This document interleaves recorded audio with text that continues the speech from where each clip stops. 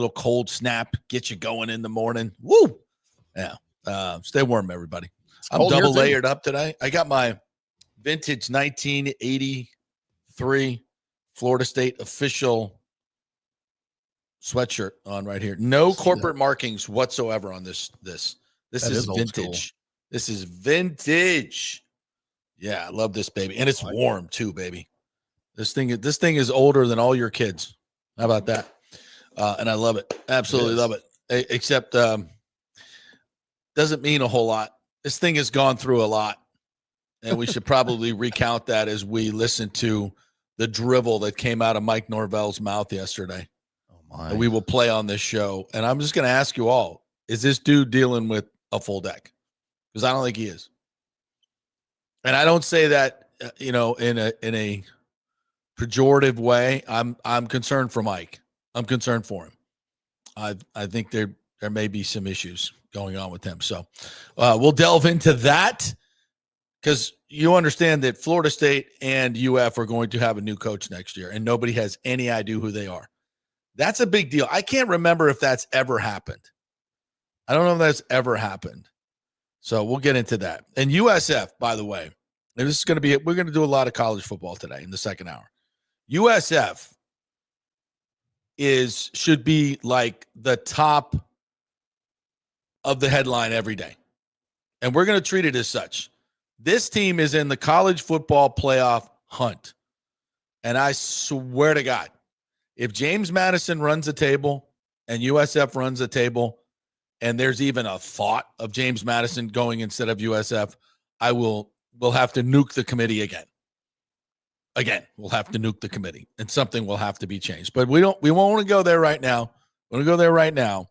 But there's chatter about that. And I'm like, we need to shut that down. James Madison does not have 2 top 25 wins. Okay? Not even close. Not even freaking close. So I don't care. Shut it down. Shut it down.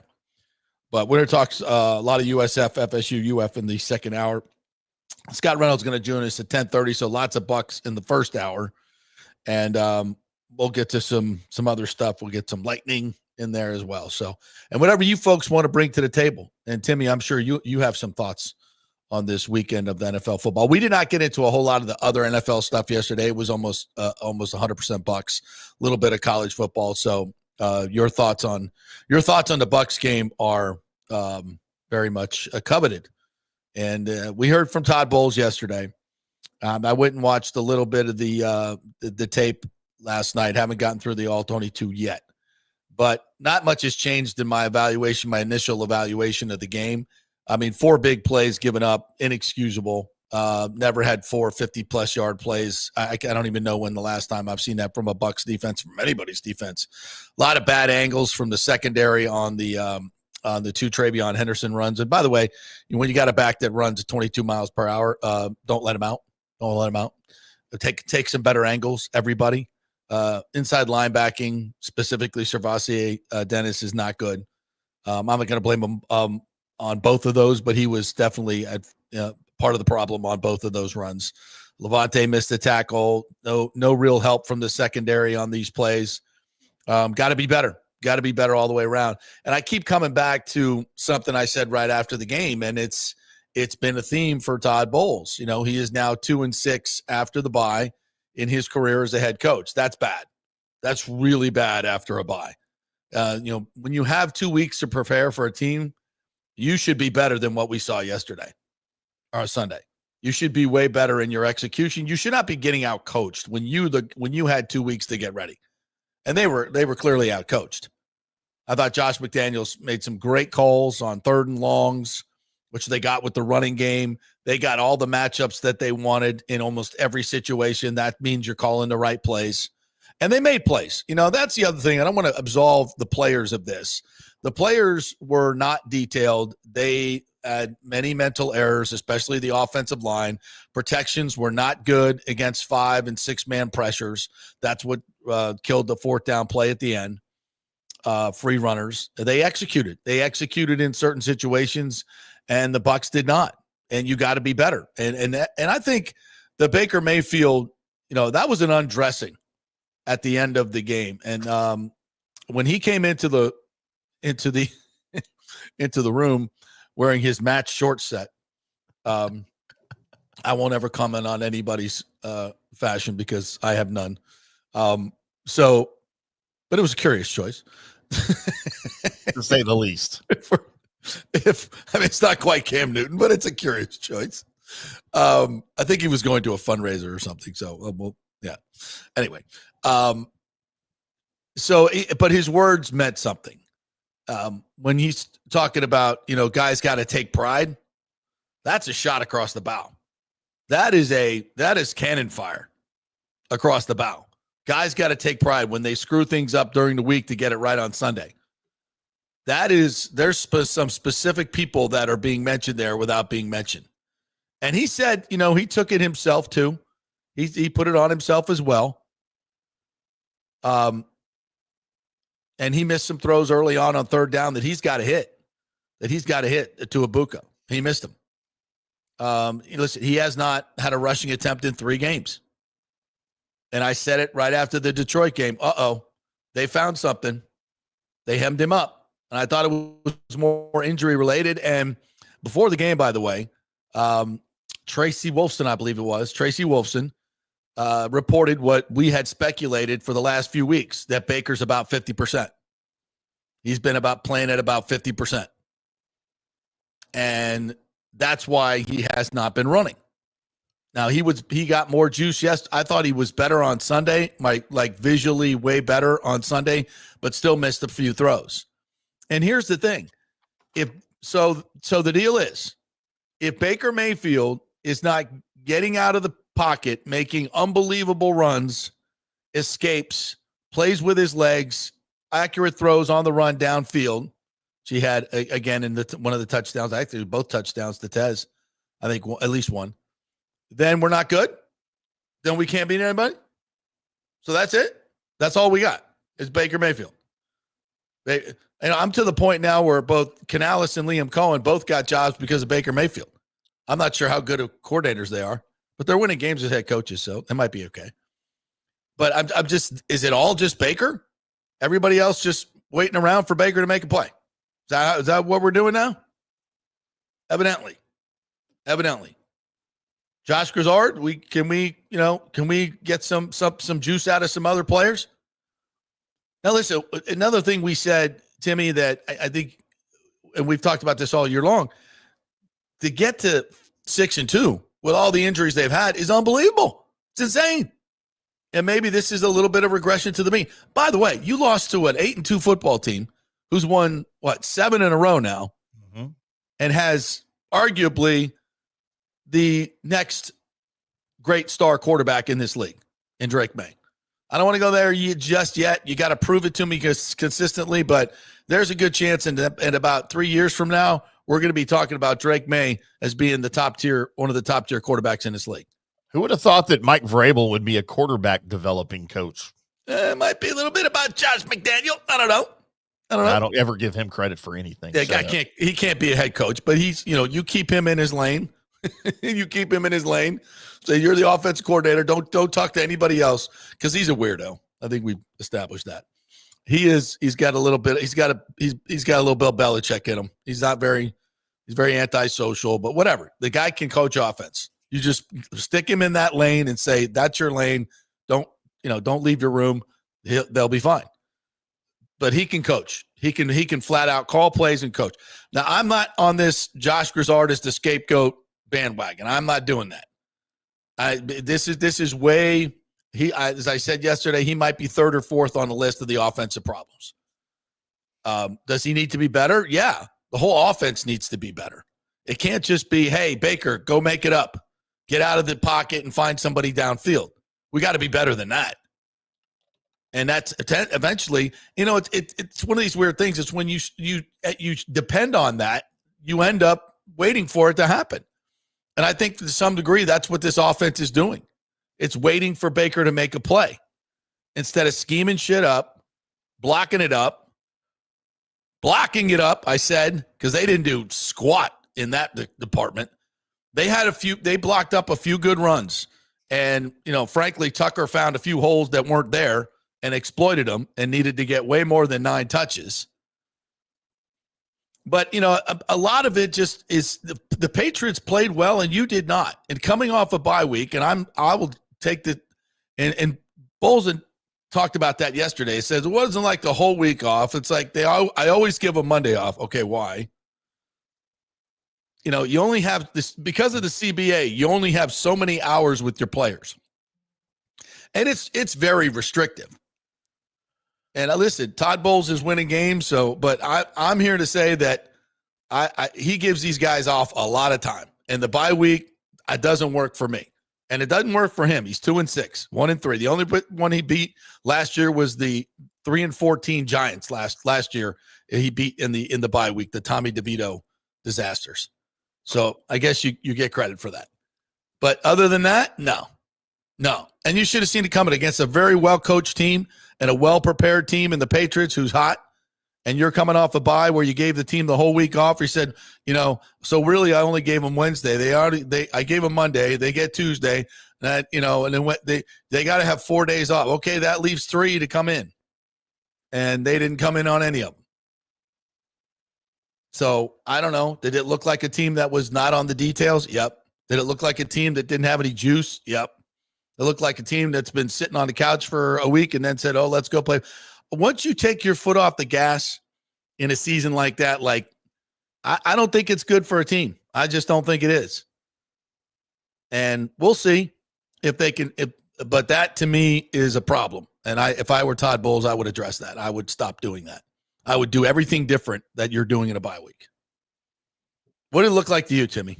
I've been thinking about this really all season about the bye weeks, and I've always hated the bye weeks. I know that you have to have them, especially here in I think in a short amount of time when we're going to go to 20 regular season games. I honestly think that's happening sooner than later.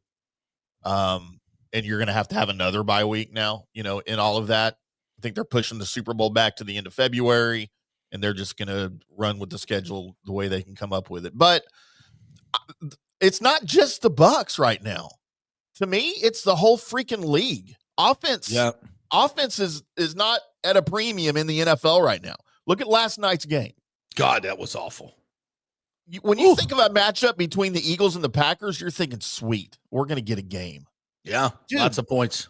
10-7 is all those teams could muster. 0-0 at the half. Ridiculous. And look at the Bills. Look at the Bills this week. They lost to the Dolphins. Yeah. And they scored 13 points against the Dolphins. Yeah. The offense is not at a premium in New York anymore.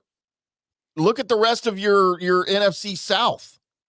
The freaking Falcons lost. It's dreadful. They should have won that game over the Colts. Now, of course, I wasn't cheering for them. I was cheering for the Colts. And the Panthers, who we don't know who they are now, lost to the Saints at home by 10. Yeah. I don't know what's going on in the NFL right now. And you go back to week 9. The Cowboys scored 17 against the Cardinals. It's offense is a problem right now. And I don't know why. Is it just because we're getting into the meat of the schedule? Obviously teams are banged up, but teams have been banged up all year long. I don't want to blame any of this on injuries.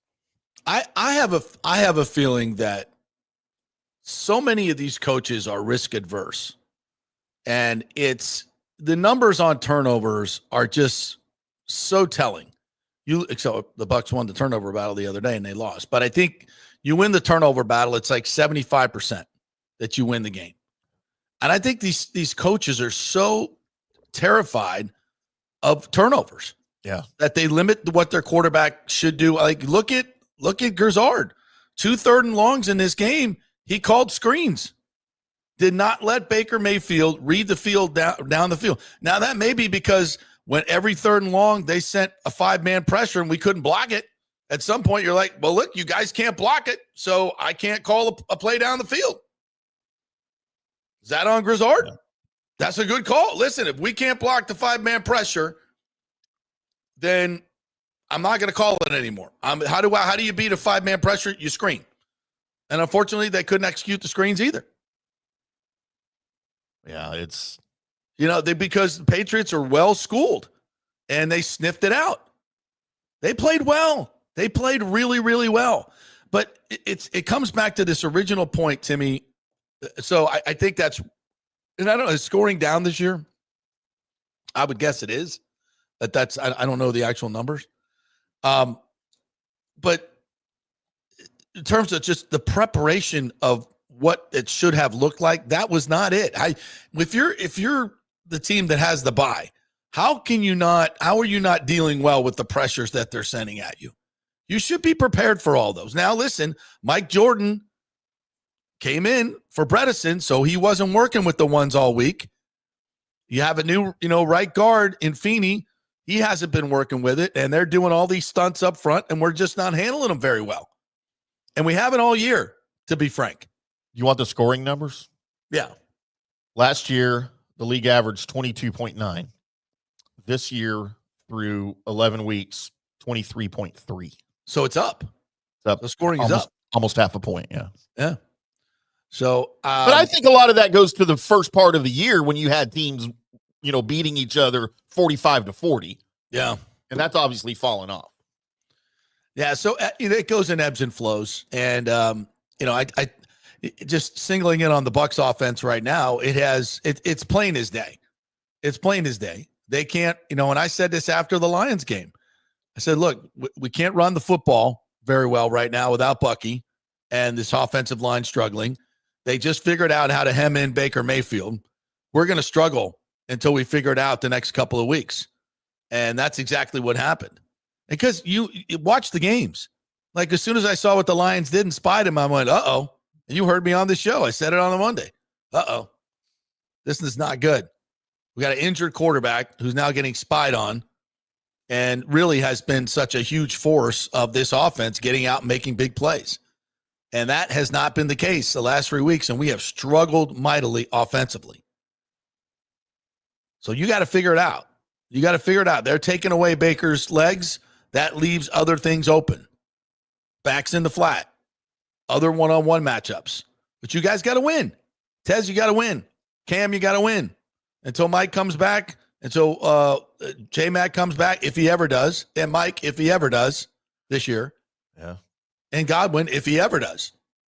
I mean, I was thinking about this morning, I'm like, if I wanted to be Bucs basement and just go all negative, and listen, there is a huge part of objectivity in this as well. I mean, we're being 100% true. I'm not a cheerleader. That's not what I'm paid to do here, folks. I'm paid to be objective.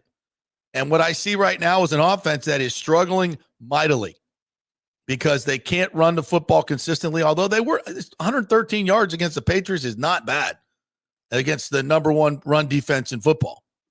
That's not bad. But they didn't use it effectively enough to score enough points. Their scoring, JP, this year, the Bucs is down half a point a game from last year. It should. Well, that doesn't. I'm sorry. No, I misspoke. I'm sorry. 5 points per game. 5 points per game. Yeah, they were 29.5. They're at 24 points. Yeah, they're down 5 points a game, and that goes directly to the offensive line and wide receiver issues. They're still above average, which is shocking, honestly. With all that, but they've got to figure this out because you know who doesn't care? Buffalo. Yeah. They don't care, nor do the Rams. Lions don't care. They don't care. Lions look like they're on pace again. Yeah. So you got to figure it's about adjustments. And you got to figure it out. And they got to lean on the running game a little bit more. I think from a passing game standpoint, they got to figure out how to protect Baker Mayfield. Or that's all they're going to get are these TEs and 5-man pressures. You got to figure it out. So that means Michael Jordan and Sweeney and whoever the hell is going to play these guard positions, you guys need to step up and play better than you did. And listen, Tristan Wirfs has not been the player that we've come to know and love either. Mm-mm. He's getting beat time and again. Not time and again, but like 3 or 4 times a game, which is unheard of. More than we're used to seeing for sure. Yeah.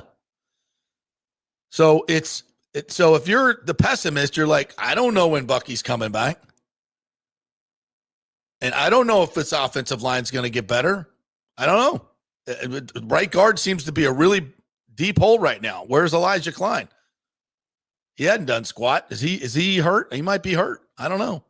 But they don't have any answers at guard right now, and they sure as hell didn't make any moves at the deadline to fix it. And I'm not going to say both of those touchdowns were on Servassier Dennis, those long runs, but a more experienced inside linebacker may have taken a better angle and made sure that was an 8-yard gain and not a 60-yard gain. And we didn't go out and get an experienced inside linebacker when we could have. I don't know what the price was. I don't know what it was. I don't know what Jason Light said no to. But at this point, it looks bad. It looks bad. You didn't help. You didn't get a wide receiver. You didn't go out and get an expiring contract, an offensive lineman, or an inside linebacker. You didn't do any of it. You stood pat. So can you imagine somebody telling us after week 1 at the trade deadline the Bucs would be desperate to trade for a wide receiver? Can you imagine what we would have said? You know, most of the last 2 weeks they've had 18 people on the injury report. 18. Yeah. 18. The other team has like 5 or 6 every week. It's, size-wise, it's like 3 times as long. Size matters here, folks. I hate to tell you. Always does. Yeah. It's and then you don't do anything at the deadline. And again, I can't rightfully criticize Jason Light because I don't have the injury answers. I don't know when any of these guys are coming back, and maybe he does, maybe he doesn't. Or maybe he just punted and said it ain't worth it. We ain't got the horses. Yeah. This is all you got. And if that's the case, of course, they're not going to come out and publicly say that. But it might be. I do trust Jason Light, and he knows a hell of a lot more than I do. He knows what the prices were for these players because of course he looked into all those things. Of course he did. But maybe he covets his draft picks more than Howie Roseman, who does a pretty good job. More than the Colts. They do a pretty good job. I saw a lot of teams making moves. Good teams. Good teams making moves. Good organizations making moves. Even bad teams made moves. Look at the Cowboys. Look at the Cowboys. Teed that one up for you. Nicely done. You're welcome. Nicely done. Yeah, give yourself one there. Yeah. But we didn't. And so when you don't make moves, then we go, okay, well, you know what you're doing. Let's see what happens today. Whoops. Whoops. Kind of looked like you needed maybe another receiver. Certainly looked like you needed an inside linebacker, and you damn sure needed an offensive lineman. That's incontrovertible.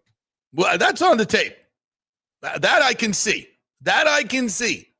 No question about it. The Bucs could have used better players at all those positions. Now, what's the cost? I don't know. That I don't know. What injured players are coming back? That I don't know. We don't know anything. We don't, but Jason does. So we have to trust him. But the only thing we do know and what we saw was that you were substandard at those positions that you needed help in.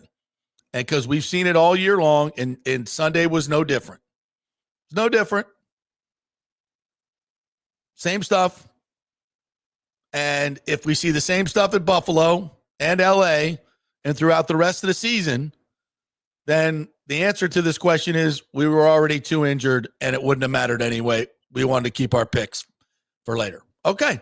And that is a fair assessment. And it's not something he can come out and say right now. So let's leave that door open. Let's leave that door open.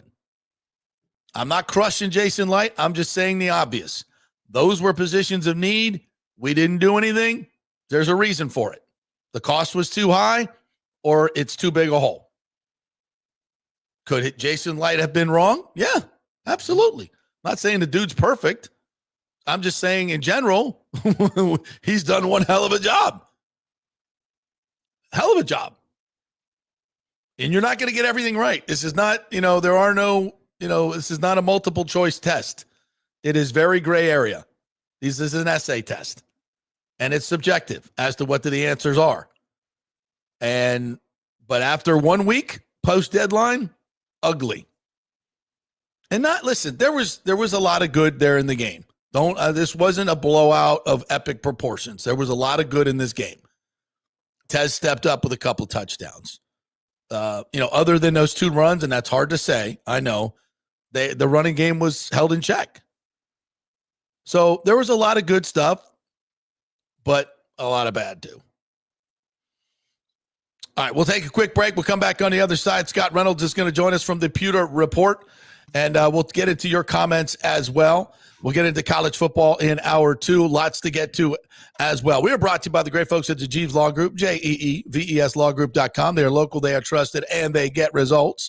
They have offices in Tampa and St. Petersburg, actual offices that are staffed that you can walk into and see an attorney.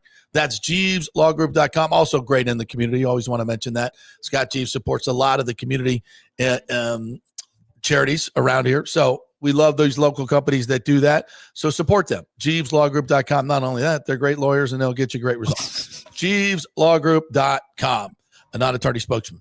Also, the great folks at Genesis of Tampa. We're still taking hurricane relief items over at Genesis of Tampa, along with Gray Bull relief. They will go and take all that stuff and bring it down to Jamaica for you. So bring in whatever you can, diapers, canned food, anything that those folks could use down there. They'll fly it down there for you, and we appreciate you doing that. Or go buy a car as well.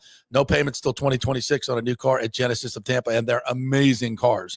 So check it out and tell them JP sent you. Back in 3 with Scott Reynolds. Experience the art of driving at Genesis of Tampa, where luxury meets innovation and every detail is crafted for you.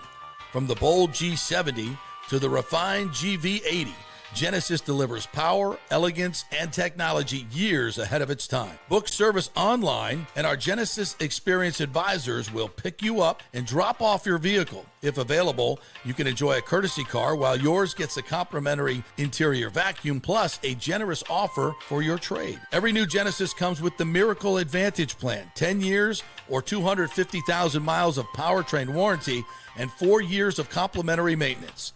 Visit us at 801 East Bears Avenue or online at genesisoftampa.com. Genesis of Tampa, luxury redefined. Italiano Insurance would like to congratulate the Bucs on their 50th anniversary season. And you know what? We've been here for every season and then some, over 60 years in business. We've seen some smart coaches with great game plans, but if you don't have flood insurance or business insurance, that's a terrible game plan. That could ruin you financially. You don't want to take that L. So call 813-877-7799 and let their friendly agents quarterback your insurance and save you big money. Italiano also sponsors our FSU report every week, so go Noles. 813-877-7799 or go to italianoinsurance.com. Although it may seem tempting to go without health care insurance, the financial risk far outweighs the gain you may experience. For example, did you know if you simply broke your leg, it could cost you nearly $7,500? Put on top of that a hospital stay, you could be looking at $10,000 to $15,000. Ensuring that you don't go uncovered is so important, as according to CNBC, high medical bills are the highest contributing factor to why Americans end up taking money out of their retirement savings, or worse, find themselves filing bankruptcy. So go to don'tgouncovered.com or call 800-669-1505. Now, depending on your income, you can get plans for zero premium. Our experts will guide you through the process effortlessly. They will shop many plans and find the one that's right for you. I called and I have full health coverage through Florida Blue for zero monthly premium. It's a free call. So why go uncovered? It's a huge risk. Go to don'tgouncovered.com or call 800-669-1505. That's 800-669-1505. Are you having legal issues with a business partner or other legal business issues? The attorneys at Walters, Levine, and DeGrave can help. Call 800-616-0384 for a free consultation. At Walters, Levine, and DeGrave, we've redefined what a law firm can be with top-tier attorneys, personal service, and 26 years of success. From business law to civil litigation, we deliver smart, client-focused solutions. Walters, Levine, and DeGrave recently won a $6.4 million jury verdict from a large real estate developer, and they can win for you too. Walters, Levine, and DeGrave. Let's solve it together. Not attorney spokesman. For a free consultation, call 800-616-0384 or go to walterslevine.com. Offices Tampa, Sarasota. Let's go. Right now. Back to the show on FanStream Sports. All right, welcome back to the JP Peterson Show, brought to you by the great folks at Riveters, the place to go watch your sporting events and enjoy a fantastic meal and a great microbrew. They make it right there. The Hazy IPA is fabulous. They also have a sour. They have a light, a lager as well. They make them all right there. Fantastic. They have a seltzer that they make right there as well. So they do that at Riveters, and their food is fantastic. I always tell you this, the chicken wings are my favorite, and you order them with a little medium sauce on the side and then the blue cheese, and you mix them all up. Oh, it's amazing. RivetersTampa.com. You know where it is, right next to the spaceship there on Dale Mabry, south of the stadium. We love it. All right, let's get to some comments here while we are waiting. You might not have gotten my text. You might need to send Scott a new link, depending on how long ago it was. Well, there he is, right there. Never mind. It just popped up. Yeah. All right. Well, there he is, looking handsome as ever. The great face that runs the place. The face that runs the place at Pewter Report. What's up, my friend? How are you? Doing good. How are you? Freezing my ass off, but it's Florida in November. It's lovely. I thought it was lovely this morning. You know who loves the cold? Tally. My Labrador loves the cold. So does my dog Moose, who wanted to go outside at 5:15 this morning and experience the 21-degree wind chill. Had to pee and at Pops 5:15. did not. Yeah. And Pops decidedly did not. Yeah. Yeah. I told Tally I had to wait until 7 o'clock anyway. But they do. Well, they have their own coat. So, it's like, I want to wear my winter coat today. Yeah. Yes, exactly. You do. Yep, yes, you do. And most of it's on the floor all the time. We love that. But anyway, so I have opined mightily on this loss to the Patriots. I don't think it was a horrible loss, but looked like a lethargic team that had the whole week off the week before. I'm not down with the Todd Bowles schedule, but that may just be me. It really was just a day. I mean, it was Wednesday, right? So, do you want to practice Wednesday? This team was pretty beat up. But it's not. No, it's not. It's not now. It's not? It's Monday. Tuesday's a regular day off. So you gave them Monday, right. gave them the Tuesdays a regular, and you gave them Wednesday and Thursday, which they could have been in the building. Nope. Thursday they cannot. They need 4 days off per the NFL rules. Thursday, Friday, Saturday, and Sunday. Okay, so that's so Monday and Wednesday. Correct. Yeah. All right. And what like a lot to me, by the way. Well, but what Bowles, a whole week away from football. I mean, it's great mentally. Yeah. I get it. Yeah, it looked like it on Sunday. Here's the thing, guys. If Baker Mayfield, or let's put it this way, if Josh Grizzard maybe runs the ball on 3rd and 3, they have a chance to do what they've done against the Falcons, the Texans, the Jets, the Seahawks, which is come back and beat a team in the last minute of the game, as we've seen this Buccaneer team do time and time again this year, right? They have done that. And they were at the 27-yard line at the 2-minute warning with timeouts, and it was 3rd and 3. And I didn't like the call to throw the ball there. You had Sean Tucker's running the ball at 5.9 yards per pop. Granted, it's the number 1 rush defense in the league, but you had 113 yards rushing up to that point. So you're sure that they're going to make it on 3rd and 3 in the right? You probably set up 4th and 2 or 4th and 1. Instead of a play where he hit K-Dot and right in the hands, and 2 really good tacklers came in and hit him. I'm not going to call it a drop, but the guy was open, and they hit him. He was open, but it was a tight window, right? And it was. All I'm saying is if the Buccaneers convert that, they're at the red zone, the cannons are firing, right? And if the Buccaneers win this game, what would have been 23-21, right? If they win the game 23-21, we're not having the whole, Todd Bowles shouldn't have given him the week off. It would have been like, Todd Bowles is smart to give him the week off, right? But they did. It's funny how it just flips, right? That's exactly right. But they did it. And if they would have scored, then the Patriots could have come back and scored. We can play this game all day. We can play this game all day. Of course, yeah.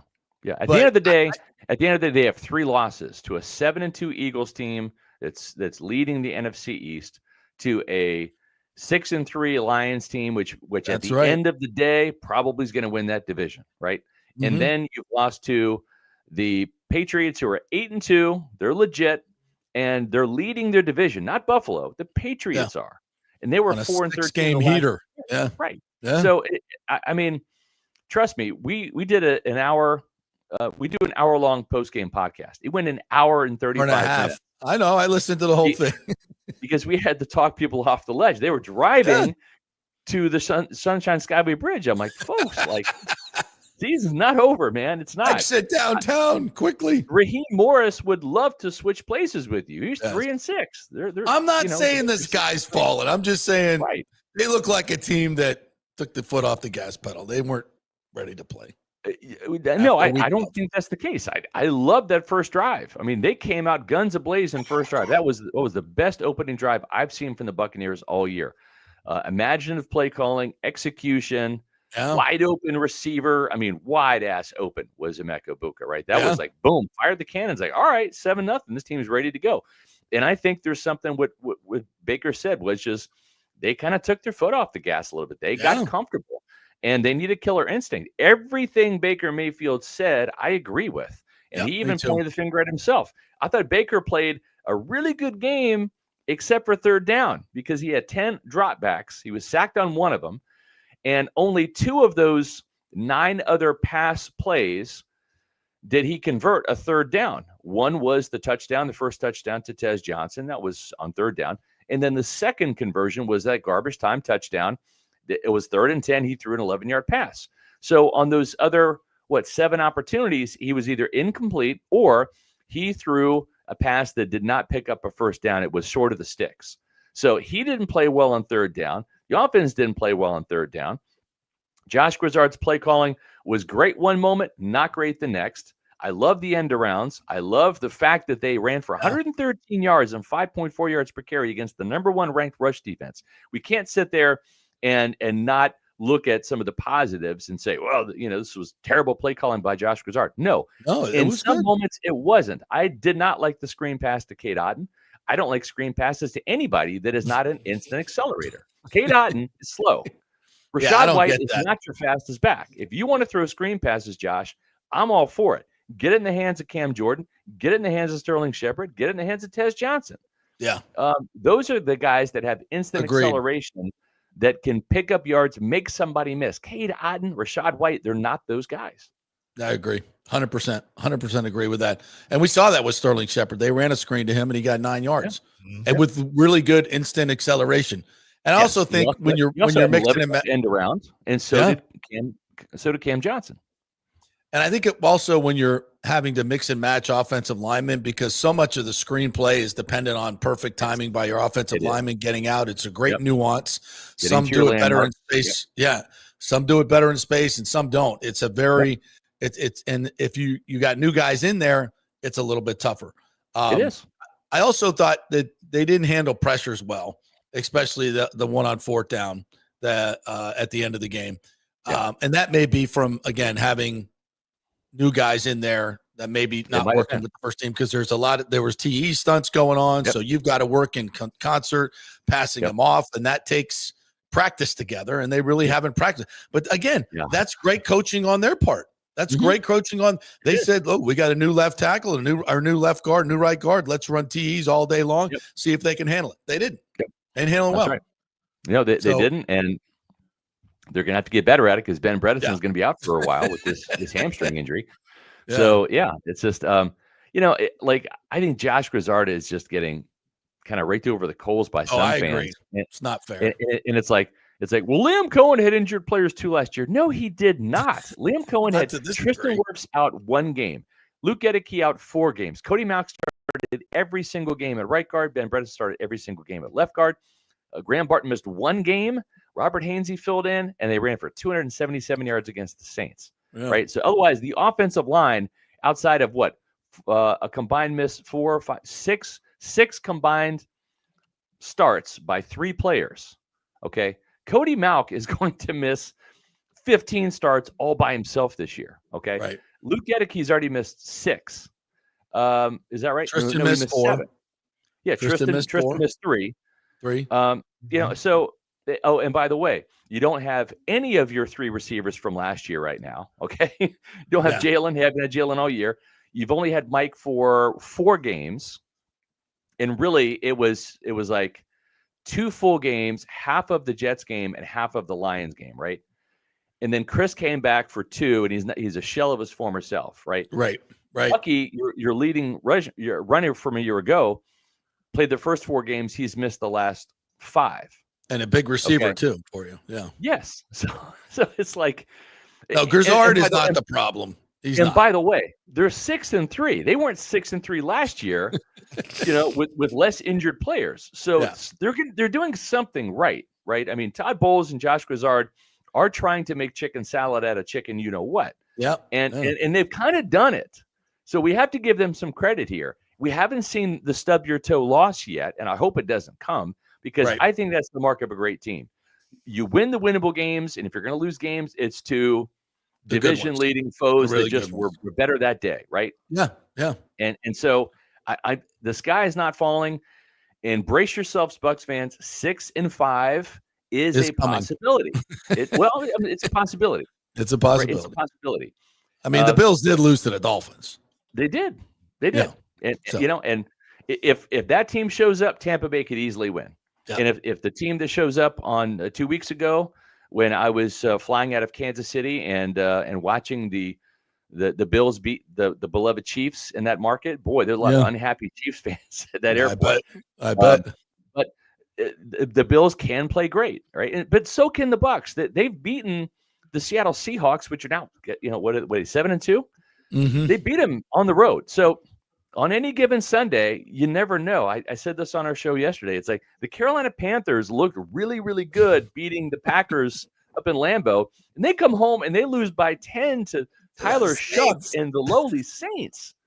So, Yeah. we'll see. I will press the panic button if the losing streak comes to 4 games and they lose to the Cardinals at home. That's when I'll press the panic button. But I fully expect this team to be no worse than 7-5, 12 weeks into the season. Oh, and guess what? They were 7-5 in 2020 with Tom Brady, Rob Gronkowski, a younger Mike, healthy Mike, a younger Chris, healthy Chris, and AB, right? And hardly any injuries that year. They were still 7-5. So if Todd Bowles and Baker Mayfield, who's maybe probably 60%, if they can pull off 7-5 right here with way more injuries to overcome, that's fantastic. That's great. And with the games that remain, a great chance to sew up definitely a division title in a home playoff game. As long as you don't have that stub your toe game. Yes. The number one this seed might be 11 wins. Yeah, the number 1 seed. That's what I said in the beginning of the season. 11 wins was where they're going to be. So I think that's where this is headed, hopefully. So the sky is not falling, but we do have a Baker Mayfield problem. And the problem is Baker was so good early on. Yeah. He was the magic that kept everything together. And the Lions figured out if we spy him and we mush rush him, that takes away a lot of their big plays. And that's what I sounded the alarm then. And 2-3 games now, it's been tough for this offense to get going. How do they get out of this conundrum? Well, you better get Mr. Miyagi, right? You need to, do that and press that knee and that oblique and heal it. Yeah. You mentioned the Mayfield magic, and that's really what it was. It was him scrambling. It was extending drives. It was picking up the 4th down with the 11-yard run, 15-yard run, whatever it was. It was it was the run against the 49ers, picking up those yards. And taking that away with defenses is also one thing. But I'm not knocking K'Lavon Chaisson. He's a really good athlete. He's a fast player, right? He was a high draft pick for a reason. But we've seen Baker Mayfield, he runs for his life when he scrambles. I mean, it's yes. He knows he's not Ben Roethlisberger, 6'5", 240 pounds. I mean, he does not want to get creamed and tackled and all this kind of stuff.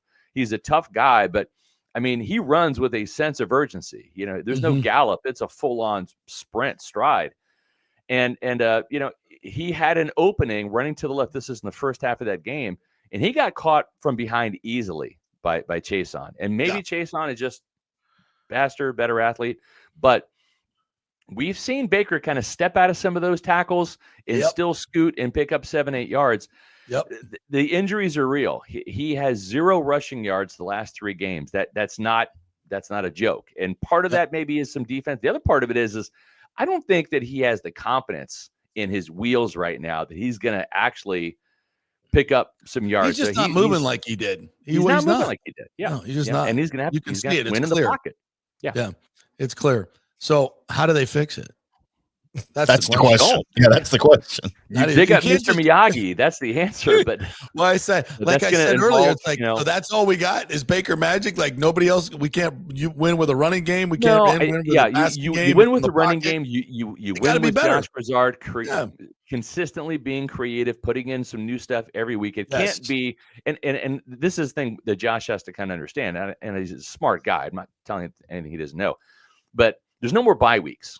There's no more, okay, well, we'll get to the bye week. We'll decompress a little bit. We'll take a deep breath, self-scout. No, it's on to the next game. It's on to the next game. It's on to the next game. You don't have the time to really kind of do that. So I like what they did, though. They spent some time on the Patriots during the bye week. They also looked ahead to the remaining games in the NFC South. They took a deep, hard dive on the Panthers for the first time. Because really, by midseason, you are who you are, right? Like you've put enough film out there. Yeah, 10-20% of your game is going to change on a week-to-week basis, depending on who's in and who's out of the lineups and all that stuff. I don't know that the Bucs fully appreciated Travion Henderson's speed because he was splitting time with Ramondre Stevenson, for example, right? Yeah. But so they took a look at the Panthers. You got one more game against the Saints, one more game against the Falcons. You got to win those, right? You got to maintain your lead in the division. And so let's hope that the Josh's bag of tricks has kind of been replenished. I don't mean you got to like trick people, but the two end arounds averaged 11 yards per carry. I would have loved one more. I'm the old Pop Warner defensive coordinator who I had. You hate jet sweeps. I hated it. It's the absolute worst play. We were playing Palmetto, and they ran two jet sweeps on us that averaged like 12 yards. I think one was for 10 yards, one was for 14, and there's 2 first downs, and we literally couldn't stop it. You're talking about getting a guy who's going full speed the ball where everybody else in your defense is static. And certainly at the Pop Warner level, right? It's if you have a really good athlete, look out. But at the NFL level, you have more athletes, but still. The Bucs averaged 11 yards per carry, first downs on each of those. I would have liked to have seen that happen more. The only reason we stopped that play back in the Pop Warner days was because the offensive coordinator didn't run it again. I don't know why they think that, I'm like, we've run it twice. Yeah. We can't do that Thanks again. for not running that play because we couldn't stop it. And y'all did because you stopped it yourself. So, yeah, I would have liked to have seen that again and again. I mean, run it until you get 4 yards. Okay, then you put it away for the week. But I mean, yeah, why not? If a play is working at 11 yards a pop, call it a couple more times. If anything, what it does is it slows your defense down because you can't go upfield, right? You're going to have to kind of pump the brakes a little bit, really read the play, especially when you have motion, right? Is it a fake motion? Is it a fake handoff? Is it a handoff that's going to be an end around, right? So there's a lot you can do with that. I would have liked to have seen Josh stick with that a little bit more because it was working. Tim, you want to get in here? Yeah, sorry, I'm dealing with a little bit of breaking news here in the DFW area. I'm trying to knock out too. But look, we know the problem is not Josh Broussard. I know y'all have discussed this already. I don't understand why he's getting so much heat. Because when you look at the way the team has performed at the beginning of the season, who are the real Bucs? Are they the Bucs weeks 1 through 7, or are they the Bucs the last 2 weeks? Right? Like at some point, there's got to be some balance, and every team deals with injuries. Yep. Every team deals with. I mean, I don't know what else they're dealing with other than injuries. To be quite honest, the culture's great, right? There's a lot of teams dealing with a lot worse things. Philadelphia, Dallas Cowboys, but at some point. We had to expect that something like this was going to happen at some point of the season. We knew they weren't going to carry that trend, especially with all the injuries that they've had. Yeah. But I still don't understand all the gloom and doom. Like they're 6-3. Yeah, I know. Like, and to me, this offense is like, if I'm Todd Bowles, I'm kind of pulling a Tony Dungy here. Remember, Tony Dungy was famous for saying, he would tell Warren and John and, Derek, the Hall of Famers, that there weren't Hall of Famers yet on that those early Dungy teams, but he would say, guys, our offense isn't that great. We need to hold opponents under 17 points per game. Right. And that was it. That was the standard, 17 points. If the Bucs scored or the Bucs allowed 17 points or more, chances are they were going to lose because they just didn't have the offense back in the day, right? And and I think now it's 24 points. I think the Bucs can put 24 points on the board most weeks, and that's kind of the number. It's going to be a little higher some weeks. You're going to get, maybe the defensive touchdowns involved. But I think 23, 24 points is probably about it for this offense that is riddled with injuries. That's what you can reasonably expect. And so the onus is on Todd Bowles. It's like, guys, we can't give up more than 21 points per game. That's how they're going to have to win this season, is they're going to have to win games in the 20s. If it gets in the 30s, that Seahawks game was probably a little bit of an anomaly, right? Baker was feeling it that day, clicking on all cylinders. Emeka couldn't be stopped. And neither could Sam Darnold, really, especially in the second half. So that's right. But they're going to have to win games in that 24, pretty much like it would have been the final score in that game had they have gotten that go-ahead touchdown. They would have won 23-21. That's how they're going to have to win those games. And that means on defense, you got to take on that Secret Service mentality, which is we can't allow, we can't take one play off, because that one play can be a Jahmyr Gibbs runaway touchdown. It can be a Bijan Robinson, 50-yard touchdown catch. It can be, a Travion Henderson or a Kyle Williams touchdown. And if they can stop the big play, I think they've got a chance. But when you give up those explosives, you're not even allowing your red zone defense a chance. And we saw he should have a red zone, end zone interception. So this defense has got to knock off giving up the touchdowns and help the offense out. And to the offense's credit, they can't have Detroit happen again. They can't have New Orleans happen. They got to put 23, 24 points on the board themselves. Well, we'll see if that happens. We got one comment in here from one of our very learned folks here, TJC22, who has a football background and watches it all 22. He said something that's come up on tape the last few weeks that's starting to concern me is the route detail, depth, timing, guys not where they're supposed to be.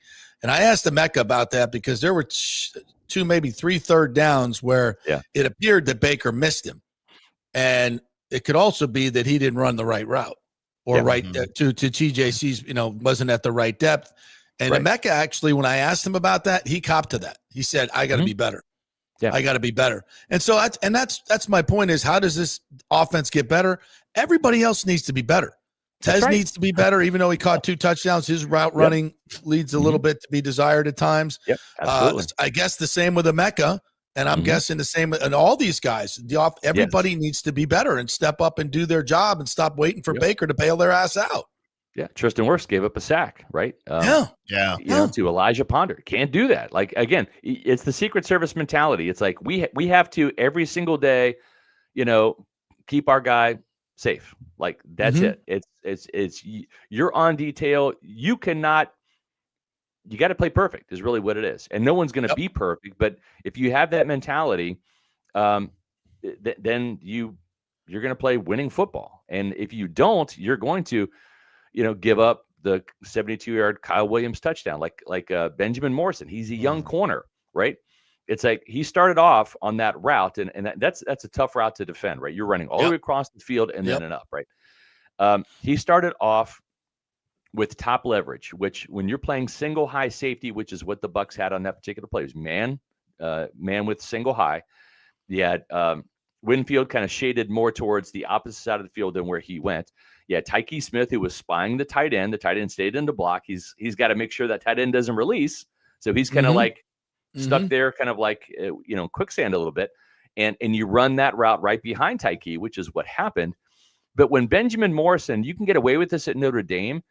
When you go inside and you try to jump the route, if you're Zion McCollum, you have 4.3 speed, you can probably get away with that. Maybe it's a pass breakup. Maybe it's a pick six. Yeah. But when you're a 4.5 guy like Morrison is, against Kyle Williams, who's 4.4, you're going to get out leveraged. And he was out leveraged, and then he was in no man's land. He wasn't going to break up the pass. And a perfect throw. Perfect throw. And he had zero chance of making that play. If anything, you play that safe, knowing that you don't have safety help, really. You really don't, because that safety is in the middle of the field. You got a guy heading towards the end zone. You can't expect Winfield, he's going to be alert to that. when the ball hasn't even been thrown yet. He's going to start running towards my guy. I have over-the-top help. No, that's a rookie mistake. He gave up the leverage. He should have stayed outside on the receiver's left hip rather than cutting inside on the right hip. Mm-hmm. You know, and you know, then it's a 10-yard gain. Yeah. Then it's exactly. Then at worst 15 yards, whatever. At least you're slowing it down. Tyke gets there, whatever. But and that's a learning experience. That's part of learning in this league. Yeah. And I think a lot of people are like, this ain't on the job training. Jamel Dean's playing at a number one level. Yep. Don't take him off the field until he gets hurt. I get it. I mean, Todd Bowles is trying to get Benjamin Morrison. I get it too. Some experience because Jamel Dean's not going to be there, and you want to have Benjamin Morrison as your starter when he fills in next year. He's got some experience. I get that, but the problem is he was in the game for a handful of plays. He was targeted 4 times right off the bat, gave up 4 catches, and had not by accident. Not by accident. Not by accident. If you're going to take a guy off the field, and I love Zion McCollum, great guy, but I mean, I'm not taking off the guy that's leading my team in forced fumbles and interceptions in this playing at a Pro Bowl level. I'm not taking Jamel out at any costs. I'll take Zion out because he has made 0 plays this year in terms of no interceptions, no forced fumbles, no fumble recoveries, no sacks, no splash plays. If it's going to come at an expense of one of my corners, it's going to be Zion. But that's not the way Bowles is playing it. There are politics involved. But it didn't help you. It didn't help you on Sunday for sure. It cost you. It's the worst case scenario for Bowles. You've hoped to give him a few, target. Right. But listen, this is why great coordinators are who they are. Josh McDaniels said, saw on film, I can get 21. And when he comes into the game, we're going after his ass. You have a guy up in the box and they worked. Saying 21's in the game. 21's in the game. And Josh running the crosser. Josh McDaniels looks at the play sheet for when 21 is in the game and calls it. Yep. Yeah. That's all. It's not hard. It's not hard. All coaching. Yep. Absolutely. All right, Scotty, great stuff as always. We always learn more when you come in. We really appreciate it. The new Reynolds 30 in the back there, by the way. Thank you. Yeah. You don't like my alarm clock jersey I had back there? Nobody likes that. I know. Thank you for getting rid of that. Well, I got to thank the team because the team gave me that 20 jersey that I had for my 20th year covering the team back a decade ago. And Brian Ford and the Laziers and the Buccaneer family, they were kind enough to bestow me with a new 30 jersey for my 30th year covering the team. So that's awesome. I appreciate it. That's awesome. Well deserved, my friend. Yeah. All right, partner. We will see you all week on Peter Report TV, all that stuff. And we'll see you next week here. Thanks. Appreciate it. Happy Veterans Day to everybody. Thank you, veterans, for serving this country. Yes, we're going to start off our new hour with that. We have a special Pat Tillman story that we're going to share with everyone. Appreciate it, guys. Thank you. Thank you, Scotty. Appreciate it. Yeah, he jumped the gun on me there. Says we're starting the 11 o'clock hour with a Veterans Day salute to the man that embodies the NFL and our military maybe better than anybody. And that's the story of Pat Tillman, which is a very important story for many, many reasons. And we will get to it. All right. Thanks to Scotty. And our thanks also to the Golden Diamond Source. They are the folks that when you start your holiday shopping, you say, you know what? I want to support a local company. So I'm not going to just buy everything on Amazon. So I'm going to go over to Golden Diamond Source, tell them JP sent me. I'm going to find something really, really nice. And for my wife, for my girlfriend, for both, whatever you want to do. It's the Gold and Diamond Source. And not only do they have the best staff, the best selection, the best everything, they have designers there so you can design something. You can need something fixed. They can do that. If you have old gold, old jewelry, you want to bring it in and get some cash for that, you can do that as well. Gold and Diamond Source, 3800 Almaton Road, just over the bridge if you're coming from Tampa, about 15, 20 minutes from downtown Tampa. All right, we'll next up, Veterans Day, what it means, a story of Pat Tillman, and we're going to dive into the issues at Florida State, Florida, and USF, putting them at the top of the bill.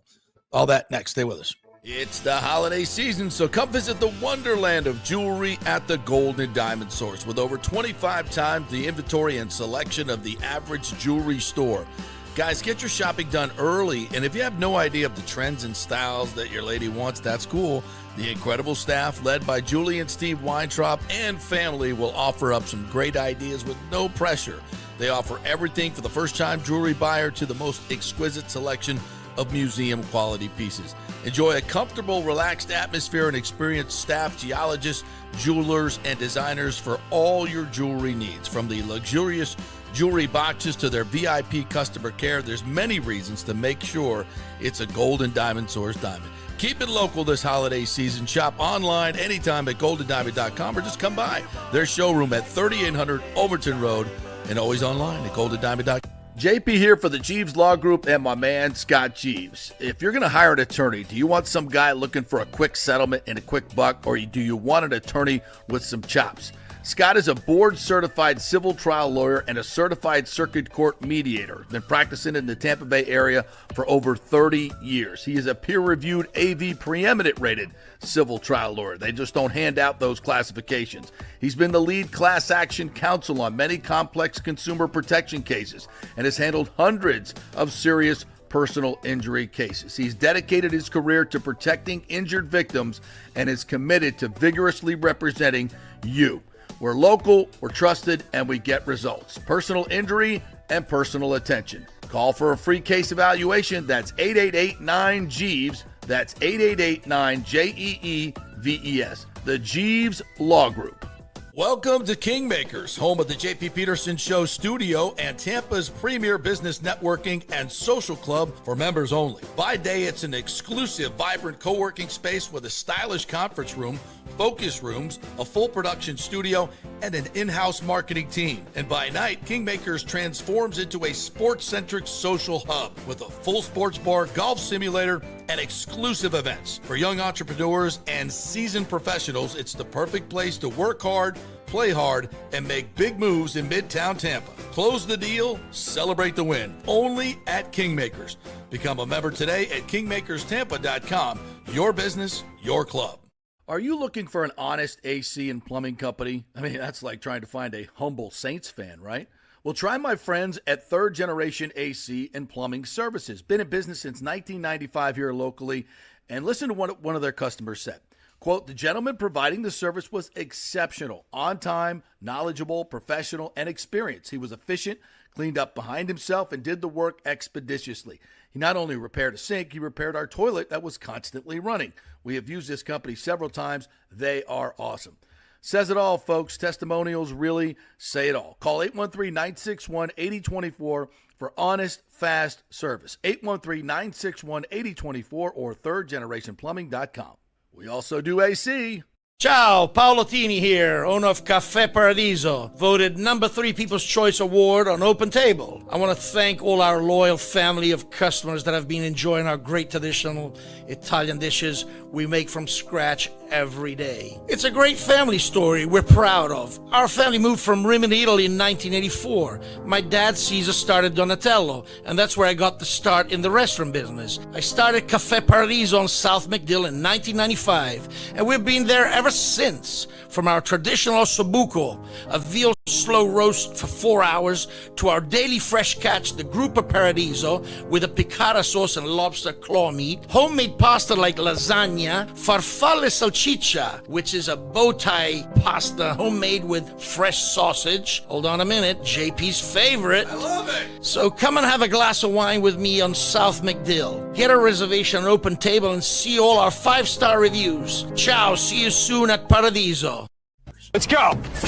Right now. Back to the show on FanStream Sports. All right, welcome back to the JP Peterson Show here on this Tuesday. As we roll on, we're going to get into some college football, USF, FSU, UF coming up. And we thank the great folks at Third Generation Plumbing and American Standard Heating and Cooling. It's chilly out, so you actually need that heater to work. And if you have an American Standard Heating and Cooling unit, you have the best in the industry, the most durable, the most efficient, the most cost-effective, and the best place to get it is thirdgenerationplumbing.com. They obviously do AC as well. So, yeah, if your unit is not working up to its capability, you don't want to have a unit that's not performing. Trust me, folks. Go to thirdgenerationplumbing.com and make sure all your plumbing and AC is working, if you know what I'm saying. And American Standard Heating and Cooling is the standard. thirdgenerationplumbing.com. Tell him JP sent you. All right, let's get into a couple of comments here before. Actually, first and foremost, I want to say happy Veterans Day to all of our veterans that are serving right now and the ones who have served. Obviously, it is the most important thing, the most important job anyone can do in this country by far. It's not being the quarterback of your Tampa Bay Buccaneers, and Baker Mayfield will be the first one to tell you that. It's not even being a school teacher. That's pretty awesome as well. And these are a lot of these jobs where you don't get paid and they're really, really important. And then you get to the military folks, which is the most important, because without them, we don't have any of our freedoms. And I bring up the story of Pat Tillman because obviously this is a sports show. And Pat Tillman famously, and I think a lot of people, younger people don't know this story. Pat Tillman was which is crazy to me. It's just crazy to me. Pat Tillman was a great safety for the Arizona Cardinals back from 1998 to 2001. He had 155 tackles one year, got Pro Bowl votes that year. He was a very physical, downhill, knock your D in the dirt type guy. And he came from a very honorable military family as well.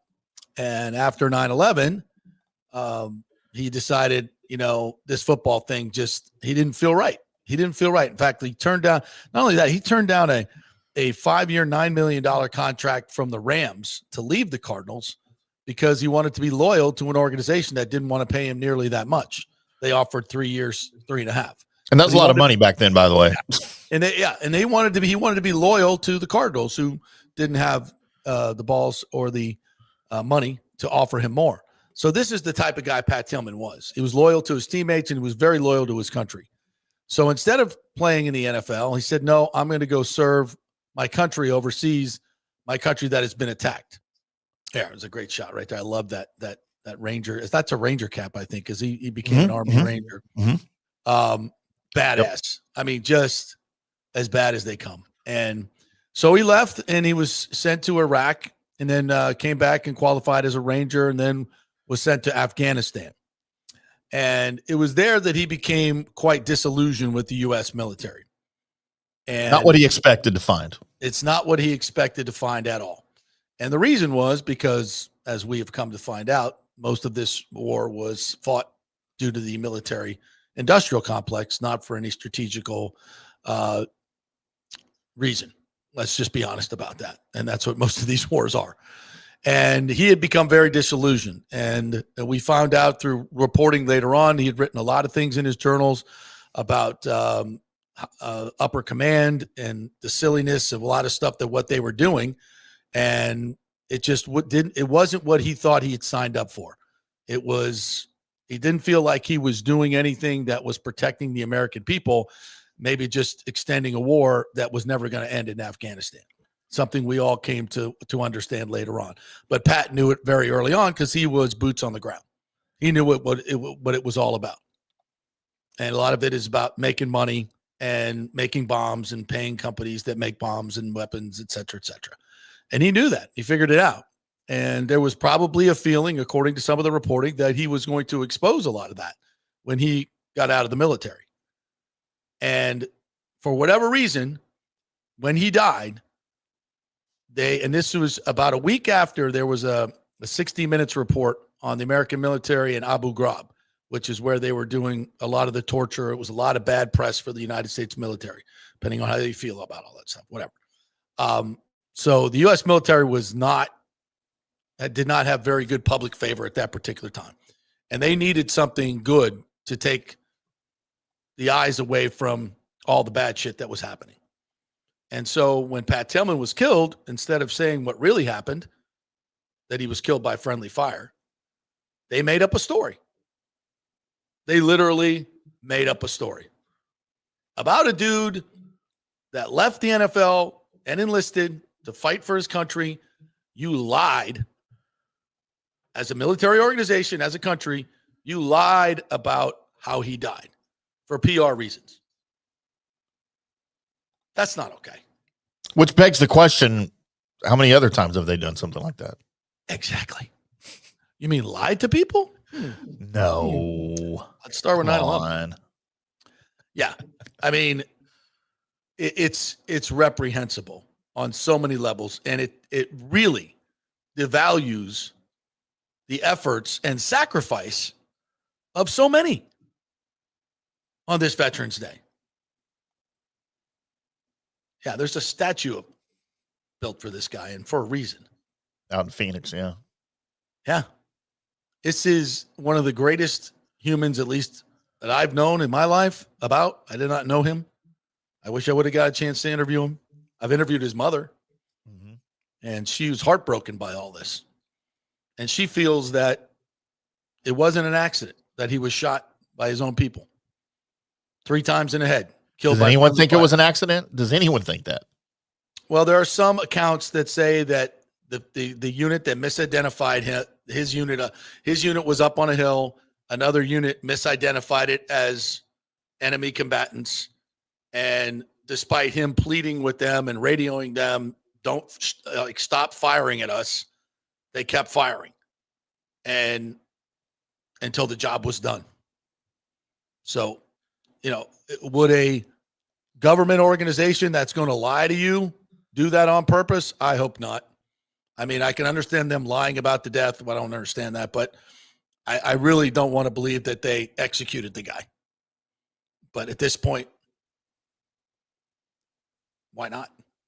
They didn't want him. They didn't want him saying what he was going to say. That's for damn sure. And they made up a story about his death, saying he charged up a hill against enemy combatants and was a hero. Made it up. Yeah, not cool. Not cool. And I don't think enough people know this story, quite frankly. How this guy leaves the NFL and millions of dollars on the table to go fight for your country, and this is how you get treated. And that, and these idiots that are running this country right now, and they're all in the same boat as far as I'm concerned, that don't give a shit about the American people by this government shutdown and the veterans and the active military. Hell, we couldn't even swear in our soldiers on Sunday at the football game when it was salute to service because of this stupid ass government shutdown that is being orchestrated by people who ain't losing any money. The congressmen, the congress people. I mean, this government right now, what we know and what we've learned about a lot of shit that's been happening over the last 3 to 4 decades is, and this is at the top of the list for me. And if they're willing to do that, what else are they lying about? And do you remember when all this went down, JP, how the story, his heroics and everything? Oh, I reported it on my show. Yeah. It was of him charging up the hill, because that's what I was told. Yeah. I went to the nearest camera I could find at News Channel 8 and said, this is an incredible story of Pat Tillman. Yeah. And then so that led the news cycle for weeks until the truth was somehow leaked. Well, his mother started talking. Yeah, right. And she was bashed, by the way, by many people, by many news organizations. Well, yeah, and that's where I'm going. That's where I'm going. And then when that started to come out, how quickly that part of the story was just squashed. Yep. No, it did not dominate any news cycles. It very quietly just went away. Yeah. Nobody's heard of his mother's account. You have to go digging for that if you can even find it anymore. Yeah. Yeah, the Tillman story, a documentary done in 2010 about the former NFL player charging up a knoll in an attempt to protect his fellow combatants. They did a whole documentary on it, whole fully contrived documentary. And this is well after the time that they knew that wasn't true. Hey, let's whitewash this thing. We don't need anybody knowing the truth. I mean, so on this Veterans Day, we remember Pat Tillman in the way that he died and the choices that he made. And it does not take away one iota. In fact, it makes it more heroic, actually, and more tragic It makes his death much more tragic in my mind. And I would say the message is on this Veterans Day is that I hope that there are no more Pat Tillmans.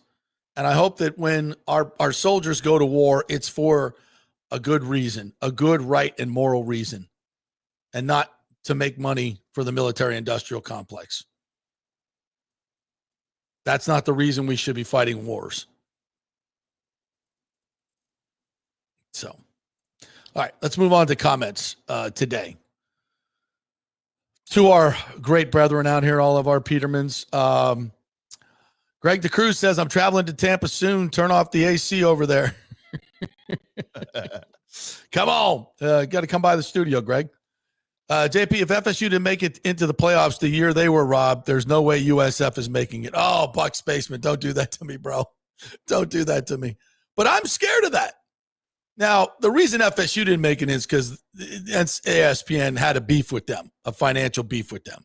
So that's specific to USF, to FSU. So that doesn't carry over to USF. So I don't think that will play a part. USF hasn't done, they didn't sue their conference. Not that Florida State shouldn't have. They should have. But yeah. So I don't think we have to worry about it. Yes, it's not really a committee, but I think actually ESPN would love the USF story because it is a big market, for television reasons. Obviously, it's a big market. But let me just say this as we're talking about USF. We need to, at this point, put them here, okay? And we're going to do this on this show. We're going to talk about USF and what's ahead for them, okay? First and foremost, they've got a trip to Navy this weekend. So that's, this is a Navy team that was undefeated but has lost 2 in a row. And so but you got to go there. You got to go there and win this game. And it's not going to be easy, but it should be a winnable game. With Notre Dame, I think, would they beat them 50-14 or something last week, 49-14? Yeah, so this is a very winnable game. Byron Brown, by the way, just became the first player in, I think, 30 years to go pass for 200 yards, run for over 100, and complete 90% of his passes last week. How about that? And he is in the top 5 of almost every offensive metric. And I don't know why he's not getting Heisman buzz because those numbers are fitting to go up. They're fitting to go up. So they got to go to Navy. All right. That's a nooner, ESPN 2. Then they're at UAB on next Saturday. We don't have a time on that. So 2 road games in a row. And then they will have Senior Day on November 29th. It's a Saturday against Rice. And hopefully if they win out, they will be in the American Football Championship game on December 6th. They could host that game. They could very well host that game. And if we do. Against North Texas. Against North. Oh, that would be nice. I'd love to see that rematch. Lots of points in that one, right? Kind of would too, yeah. Yeah. So that day on December 5th or December 6th, so they could play it Friday or Saturday, we got to pack that stadium. And I'd like to see it packed on Senior Day, quite frankly. On that November 29th, I know Florida State plays at Florida, and none of you FSU fans are going to Gainesville. You're not going. Half you Florida fans aren't even going to that game. All right? So let's move USF. Both of our seasons are over, Gator and Knoll fans. Get off the bandwagon and get on the USF bandwagon for the rest of the year. We're just that's it. If you live here in Tampa, support your home team. Go with a winner. This team's actually going to go to the playoffs, has a chance to go to the playoffs, not your sorry-ass team. And I include Florida State in that as I wear this beautiful 1983 sweatshirt. I just realized that my sweatshirt is older than my wife. Anyway, get off that bandwagon and get on USFs. Let's freaking go with Alex Golesh, Byron Brown. These guys are kicking ass. And they're playing physical football. They're playing smart football. They're playing exciting football. Every game, Byron Brown's hurdling players, running for touchdowns, throwing bombs. I mean, this is an exciting team to watch with a lot of talent and plays with a lot of fire. They play with moxie. I love it. So, and if they take care of what they should do, and they're favored in all these games, heavily favored in all these games, I don't know what the number is this week. I would say they're probably favored by 7 6.5. What do we? I'm guessing the we number. talked about it earlier in the week, or last week, I think. I'm going to say 6.5. USF favorite. How about USF opened at 9.5 favorites? It is now gone to 10.5. Wow, 10.5. Okay. So they're double-digit favorites in every one of these games until they get the American Football Championship. And if they win these 4 games, very, very doable, extremely doable, likely, they're going to the college football playoff. Yeah. USF. So get on the bandwagon. Now, I don't want to see 15,000 people, and I know it's, say, Thanksgiving weekend for the senior day against Rice. I know, no, they're not going to get a crowd for Rice. No, they're not. But they damn should get a crowd for USF. What's wrong with Rice? Ain't nothing wrong with Rice. They suck. No carbs. I mean, come on. It's senior day. Let's support our team. Are you frustrated with your stupid ass Seminoles like I am? Yeah. Then to hell with them for the rest of the year. Are you frustrated with the Gators? You just lost to Kentucky 38-7. Get out of here.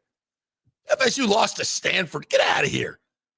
Not supporting that shit anymore. Not this year anyway. I was going to make fun of Navy because their quarterback leads both in passing and rushing yards. And then I realized, oh, wait, so does Byron Brown. Yeah. Yeah. So I probably wasn't going to do that. Yeah. So, I mean, let's get on the bandwagon. These tickets are cheap. The team is fun as hell to watch. Damn, they're good. They physical on defense. They're smart. They don't have like a number 19 like Florida State has running around diving at people's ankles. That guy Jerry Wilson, get out of here. That dude, like, you want to see something funny? Go watch the tape of FSU Clemson. And every time he's one-on-one with a running back, he's diving at ankles, acting like he's actually trying to tackle somebody. And that dude's getting paid $1 million a year to do that shit. And not only, and then you know what happens? I guess Norvell confronted him at some point of the game. And you know what? Coach, the Surtain put him back in the game. He went back in the game. To hell, what? Man, Mickey Andrews saw one of those things. That kid would never play again, ever. And if that's the way you're coaching kids to tackle, there's one time I should get the clip and show it. There's a running back, a Clemson running back, coming out into the flat, and he's got outside leverage, and there's a player that has inside leverage, and his running back's coming at him full speed.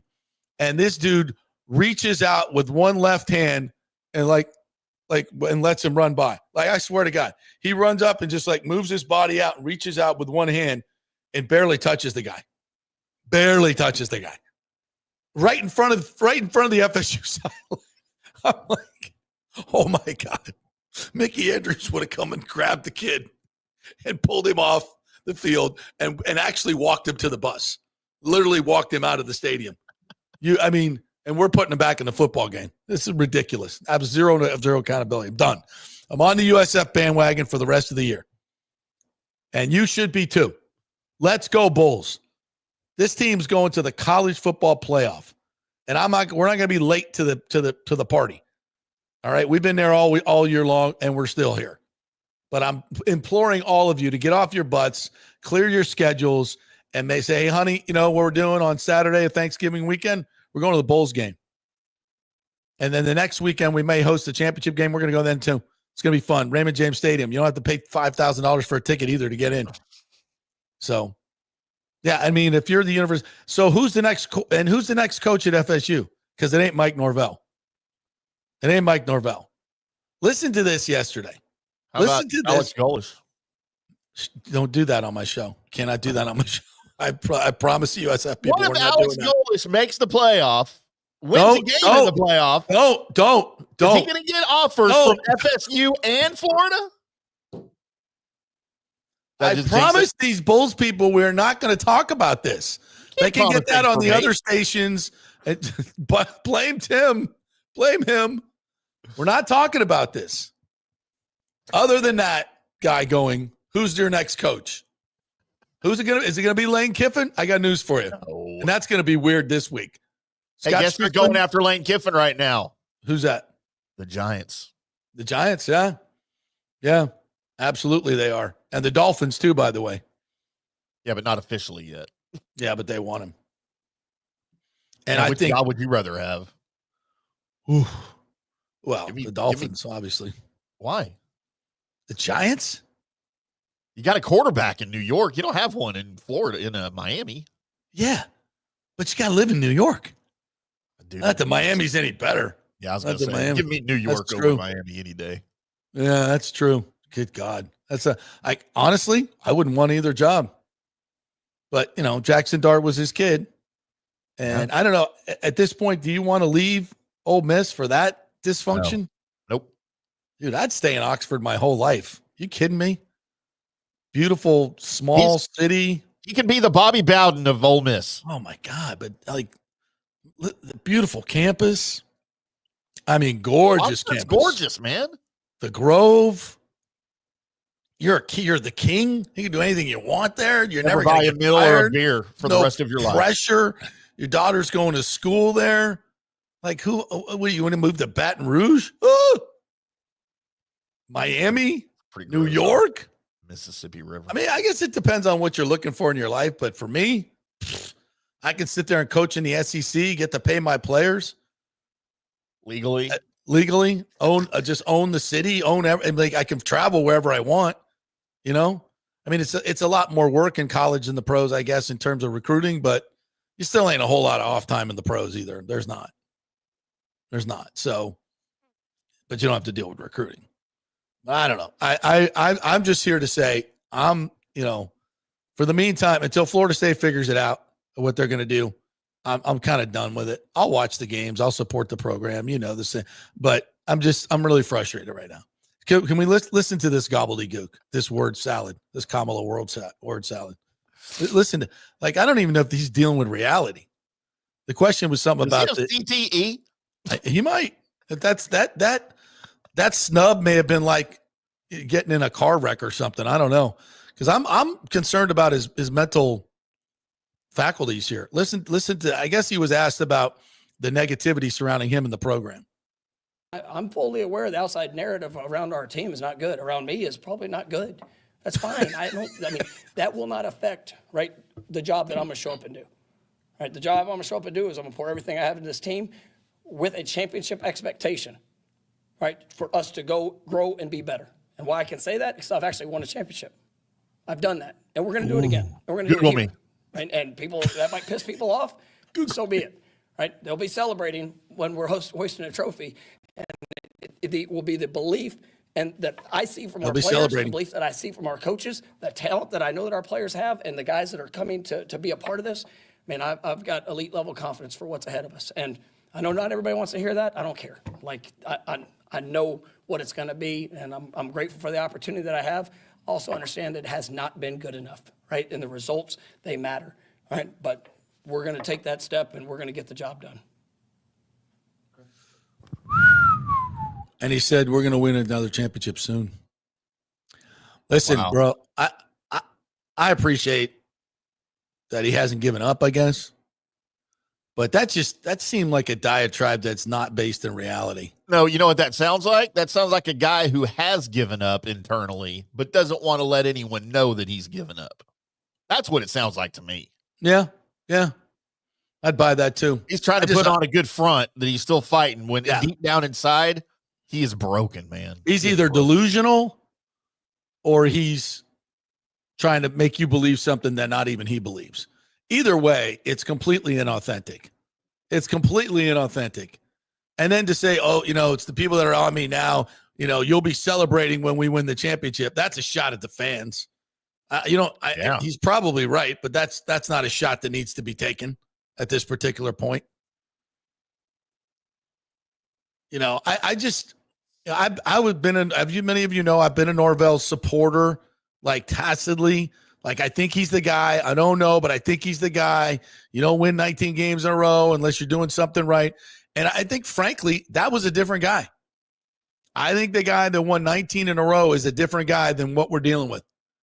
I think that snub either, listen, and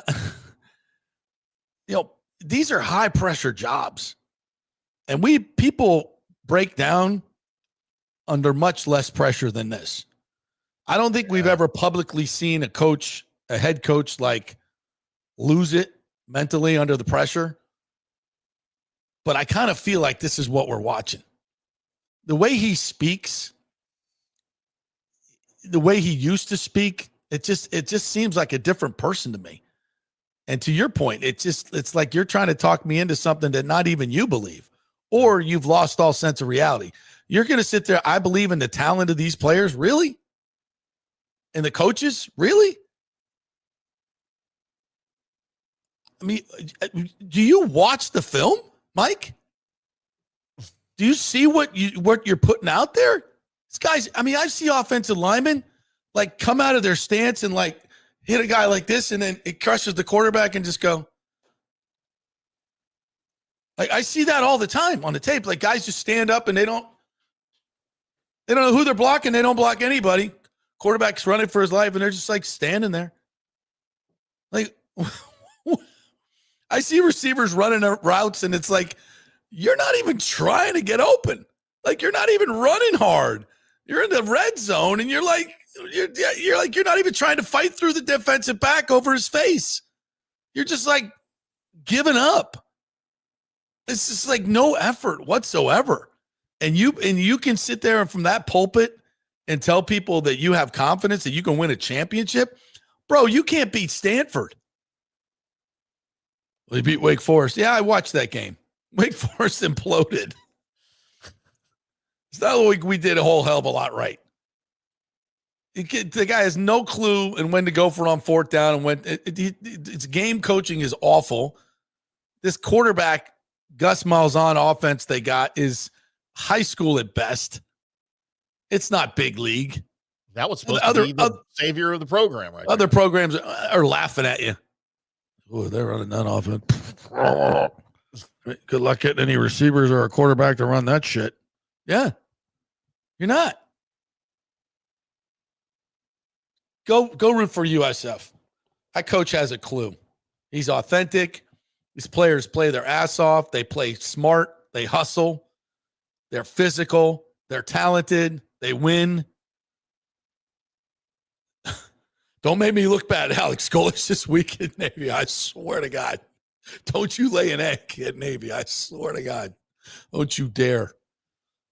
But anyway, I think they won't. But I tell you what, I don't know where Florida's going. I don't know who their next head coach is. Yeah, I don't think it's going to be Lane Kiffin. So if you're counting on that, I would look elsewhere. Who's it going to be? Would you take James Franklin right now? I would. Would you? I hope to God. Oh God, yeah. I hope to God FSU has a deal already done with Franklin. I hope to God they do. Listen, he's got his warts, but who else, who's better? Who's better? Who you got? I don't know. And I don't. As far as like who's already available, like I know everybody that was worth the shit got re-signed by their own team. You know, so I don't even know who's going to be out there. But yeah, I know this: Mike Norvell ain't the guy. He is not the guy. And Gus Malzahn's offense, no. You want to go win? You know, I don't want to besmirch any other conference, but you want to go win something else. Try it. You want to win. You want to compete for national championships against Georgia and Alabama and Ohio State. You can't win with that garbage offense. Well, we beat Alabama. I know, but people figured it out since then. Yeah. Evidently, Alabama didn't know. But if they played them right now, I think they'd figure it out. JP, do you think, I know we're up against a break, do you think he would have already been fired had they not beaten Alabama? This would have happened much sooner in the season if he didn't have that notch in his belt. I know, because I don't think anybody can reasonably look at and say, you know, okay, well that they beat Alabama, so maybe he's got something. I don't think if that's what you think, I don't think you know much about football. I think Michael Alford has already decided, and he's just trying to get his financial ducks in a row. Thus bringing Spank's girl, Sarah Blakely, to the game last week and showering her with gifts. We need your money. Yeah, he happened to have $53.9 million laying around. We could use for the next 7 years to pay off this knucklehead. Get him the hell out of here. That's only a few Spanks a month, right? Come on, let's go. We can handle that. You're worth $1.6 billion. Help a brother out. Which, by the way, and I want to talk about this on the other side. LSU offered Brian Kelly a settlement that he refused. And I asked the question, should these coaches that get these ridiculous buyouts even take the money? Should they even take the money? I would. Why would you not? Well, because you have an ethical, moral bone in your body? I don't know. But then the program needs to think about ethics and morals when they offer the freaking buyout when they hire you. That's not his job. All right. Well, we will discuss on the other side. We'll take a quick break and we'll be back on the other side. Italiano Insurance. It's time to do your insurance update right at the end of the year.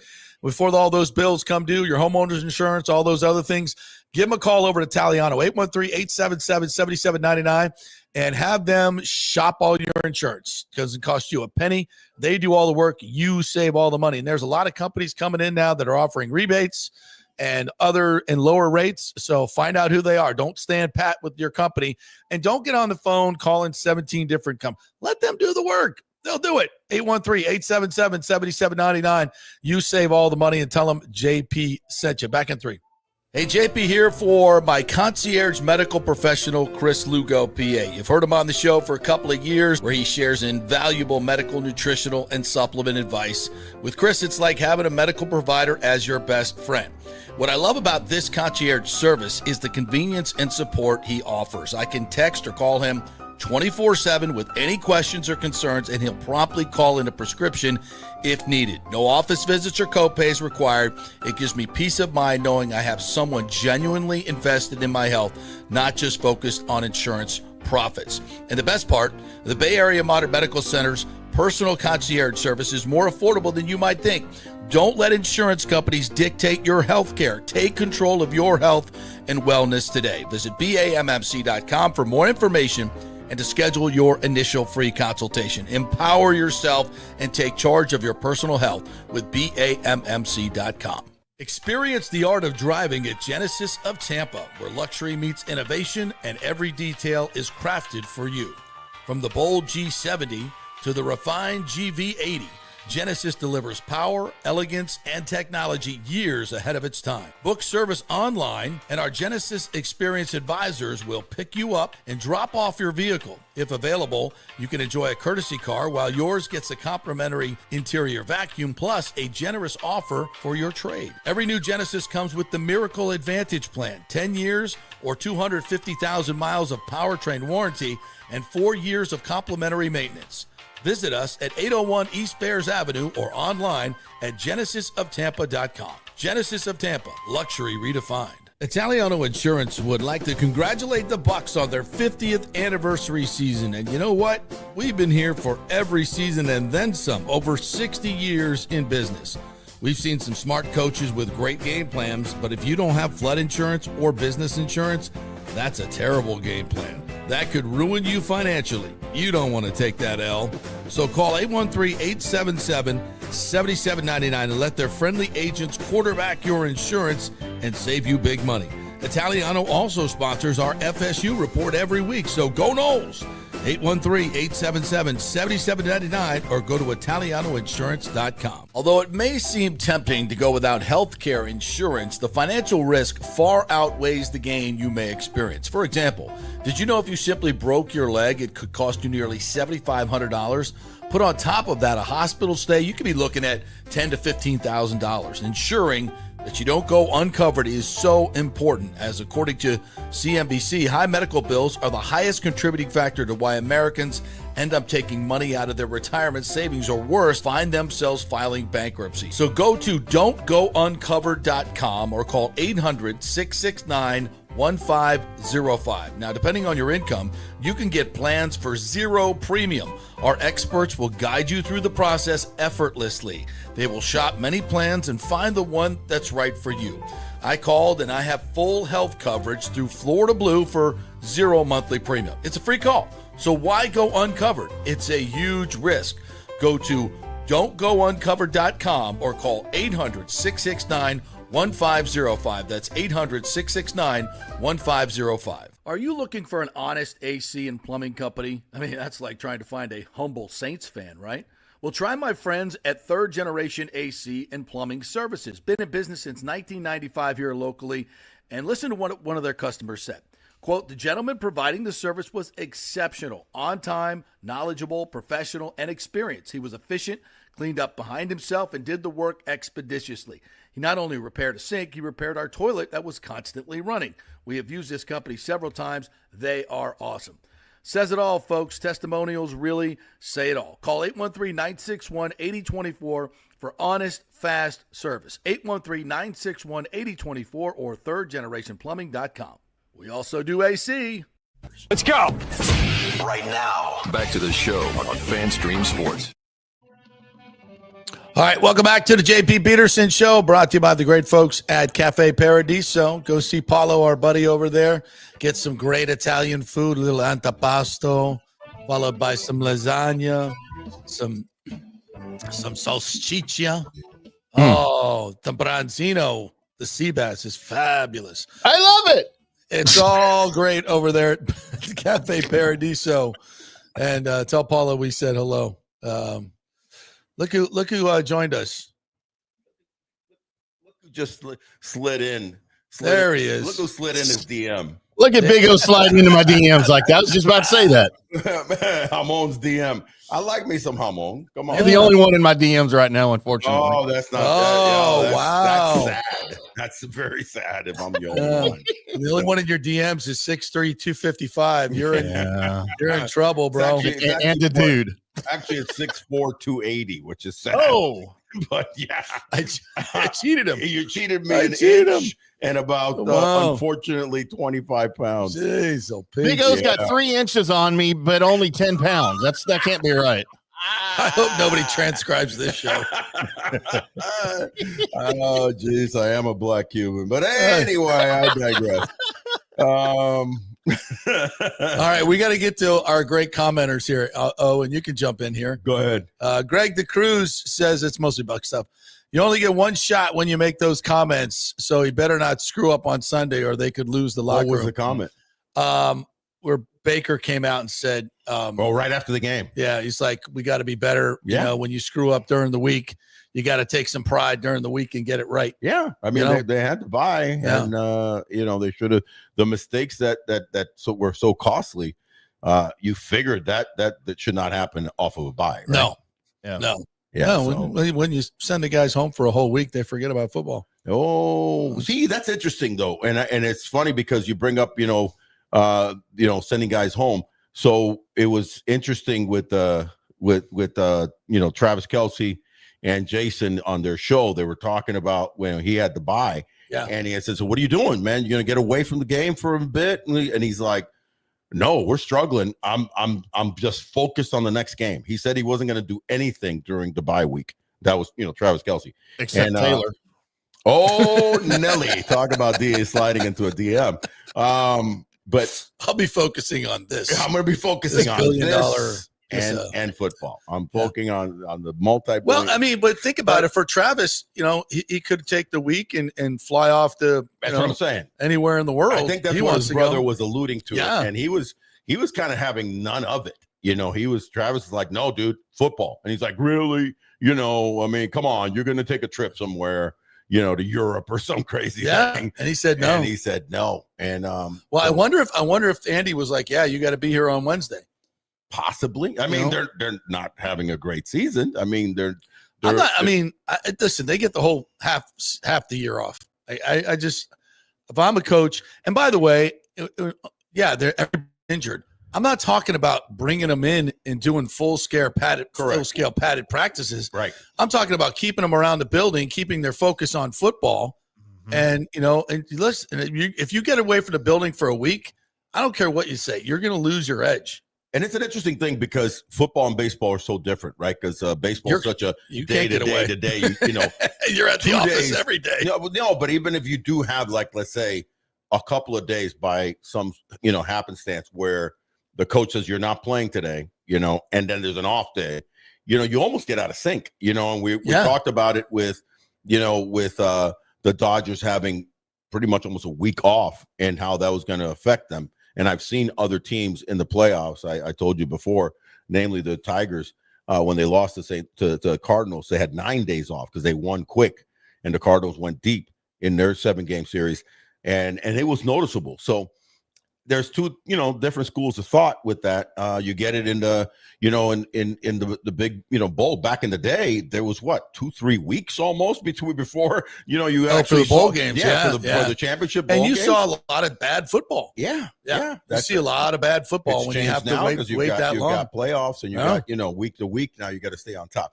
As a former athlete, I'll tell you, I did not want to take too much time off. You know what I mean? Even in the middle of the season. Not in the middle of the season. That's got to and also the camaraderie of the team. You want to just stay in the juices flowing of what your goal is. So if your goal is the playoffs, you need to be connected, man. And that's an interesting thing. Greg Cruz also says Tez makes plays on scramble drills, but I'm not sure he's always where he's supposed to be on his routes. I would agree with that wholeheartedly. Let's see what else we got here. Dynamic little player, though. Oh God, so good. But he's got a lot to learn. Yeah, a lot to learn. More right Rudder says, I do agree. Guys are looking around at Baker to make plays. It sounded like he had sensed this in his post-game interview. Absolutely, he did.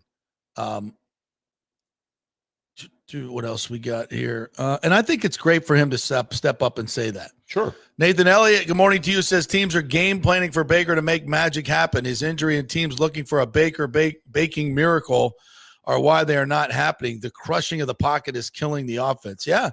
He's just getting squeezed and he can't get out. So much. Right. Yeah. And then maybe this is more design rollouts, more bootlegs, get him out of the pocket. Me being, again, not a football, aficionado and expert, him rolling out seems to make more sense because the reality is he's not a tall quarterback. No. You know what I mean? Nope. So when you're pushing him in and kind of collapsing him around him, then it makes – I've noticed a lot of high throws that have been made, by Baker. So while he's on the run, dude, that guy, the one he threw to Tez, that was a great throw. The second touchdown throw. That's unbelievable. That was a bullet, bro. Yeah. I mean, he was well covered. He was well covered. There was one place he could put it in his left arm, right Both there. of them, really. Yeah, both of them. But that second one goes to show you, how talented Baker is, given the opportunity to have, an extra beat of seconds of time. He makes magic. Michael LaRue, good morning to you. Said the Patriots are holding on every play. They coach to do it. All the linemen have bent arms and closed fists. They don't fully extend or grab, but they use their arms outside of their body frame. Well, as if you're seeing that as a team, you got to get on the officials and make sure they're calling it or starting to call it at some point. More right Rudder said the guys needed a break last week. Team was and is beat up bad. I get that, folks. Guys, there's a difference between giving them a break and letting them get away from the building and get away from football and all that. They're going to do that for 4 days anyway. They got the 4 days off. Right. But if you have a chance to bring him in on Monday and Wednesday, why not do it ahead of it? Yeah. Especially when, just keep them zero or listen, if I'm 2-6 after the bye, I'm changing what I'm doing. Correct. If I'm Todd Bowles, but he's not. He hasn't. So, and I'm not saying that's the only reason. Listen, the Patriots made plays. They made great plays. Yeah. The other team gets paid too, and they're a really good football team. Yeah. And the Bucs just didn't make those plays. Whether it's the week off, I don't fucking know if it was the week off or not. I mean, I don't know. I wouldn't do it, but it was, or was it just bad coaching? Or you were just out coached on every level? It seemed to. But the players got to make plays. Yeah. We put so much on the play calling and this, at the end of the day, you got a perfect throw from Drake May in the corner of the end zone to Diggs, who goes up high points it. It comes down with 2 feet. That's a great freaking play. Yeah, you can't. On fourth down. You can't take that. I mean, that's just a great – was Antoine Winfield Jr. was in the right position. Did he reach up and make the play? No, it was a perfect freaking throw. Yeah. Against one-on-one. That's a great play. To do two Travion Henderson touchdown runs. They were blocked up really well. There some holding? Yeah, probably. Did some guys take some bad angles? Yeah. But the surprise probably was more where you should have won the game in creating more pressure on Drake May, creating more sacks. They only had the one sack. He's been sacked all year long. He got one sack. Yeah. It was the one that he almost actually got to the line of scrimmage. So this is that's where you go, okay, that's in the trenches. We should have won that game. Yeah. And I believe the pressure rate was like 47%, which is good. But I said, really? Because I don't feel like Drake May was ever really pressured that much compared to our guy. Yeah, exactly. It didn't feel like it. So, my eyes tell me something different. Michael LaRue says if Bowles loses another wild card home playoff game, it's not 100% guaranteed that he's back next year. Oh, that's true. Sure. That's true. If they get another home playoff game and lose, I very much think Todd Bowles is they're at the point now where that would look a lot like Tony Dungy. This is a team. This is a team. Then you go get Alex Golesh. Wow. There goes Tim. You are killing me. Tim. You are killing me. I promised all my USF brethren that I'm not going to talk about him going someplace else. Right. In the middle of this great season. We're not going to suck the life out of this season. Keep talking about where Alex Golesh is going. Right. And this Hamon Jamoke, keeps talking about it. He keeps throwing it out there. He keeps throwing it out there. Breaking my promise to all these people. Yeah. I'm a newsman, JP. I can't promise not to report the news. Yeah, right, he texted me earlier. He said that Alex Golesh is going. I'm ending the show. He went into my DM. Slid into his DMs with Alex Golesh DM. I will not put up with this mutiny on my show.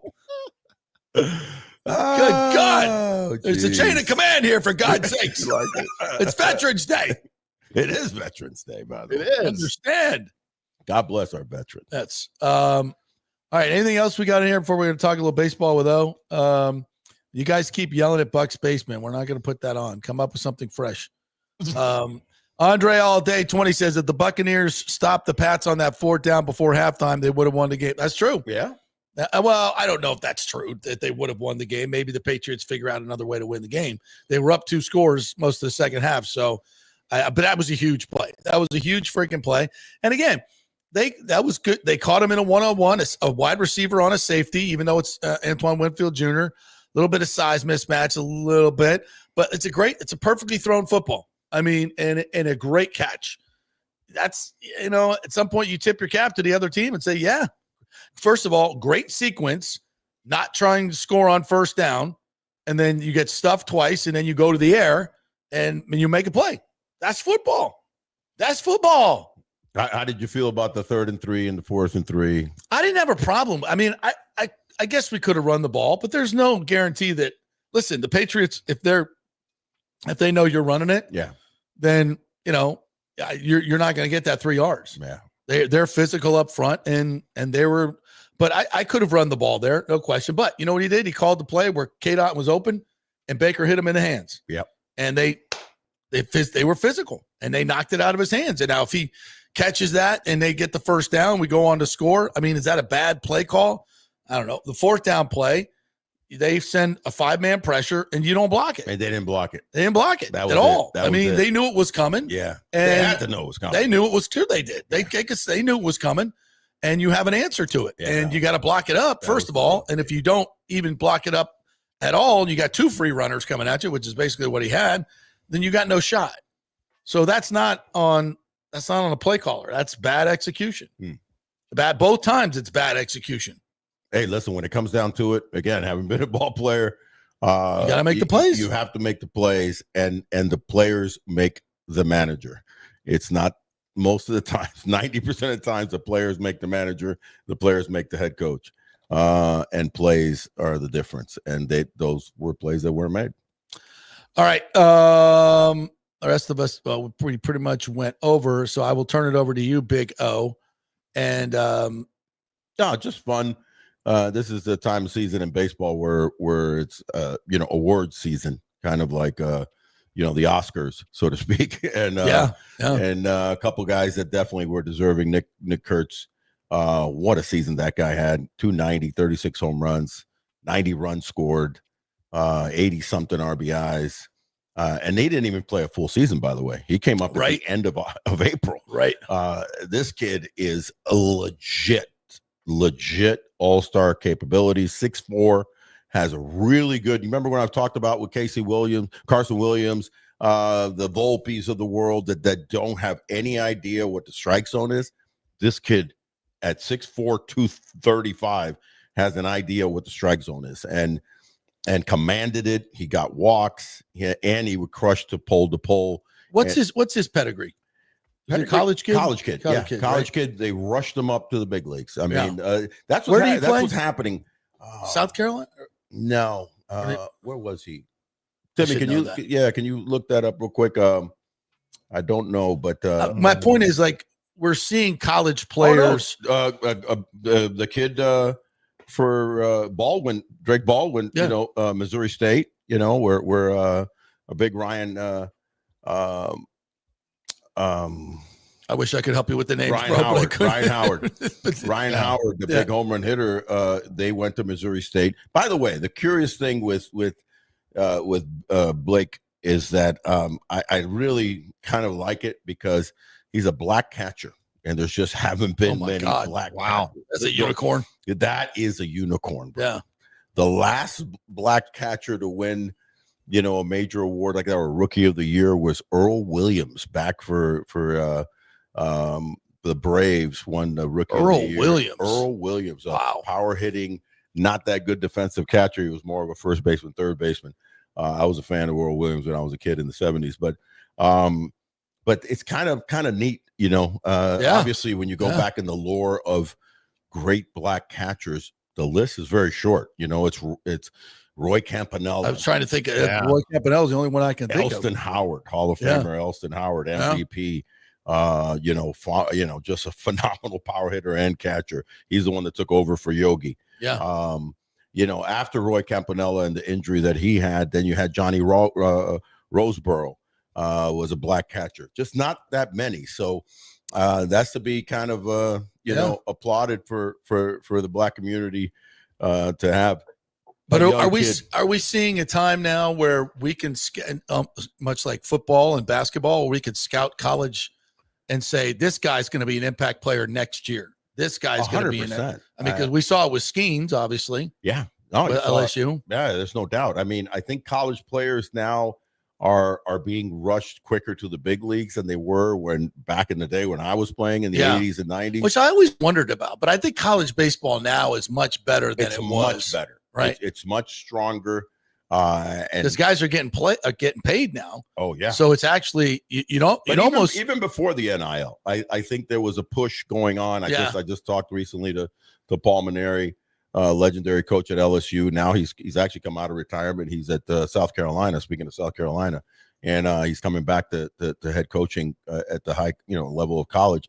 And he's had so many greats come through LSU, including Skeens. Yeah. So I think what's happening is MLB is especially with pitchers, they're noticing that these guys are ready to go. Ready to step right in. And let's talk about that trend on the O Show. Yeah. I'm going to dig into that and some other things, all the rookies of the year and all that stuff coming up. Ray's making some moves.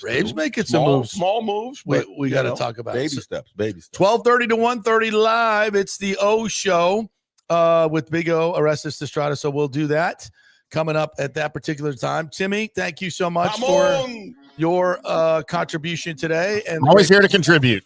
If you good or bad, anything, you can go check it out on our podcast.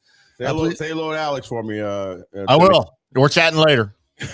Like and subscribe on all and we have a new Instagram FanStream Sports page. I think we do. Yes, the new Instagram FanStream Sports. You guys go follow it. The new website is freaking unbelievable. You got to go to fanstreamsports.com. All the local Tampa Bay stuff and national is there for you. So you don't have to go behind a paywall anymore, any of that foolishness. You got it all right there on FanStream Sports. And of course, this show where we do all local sports each and every day for 2 hours. So thank you guys so much for listening. We will see you tomorrow. 12:30.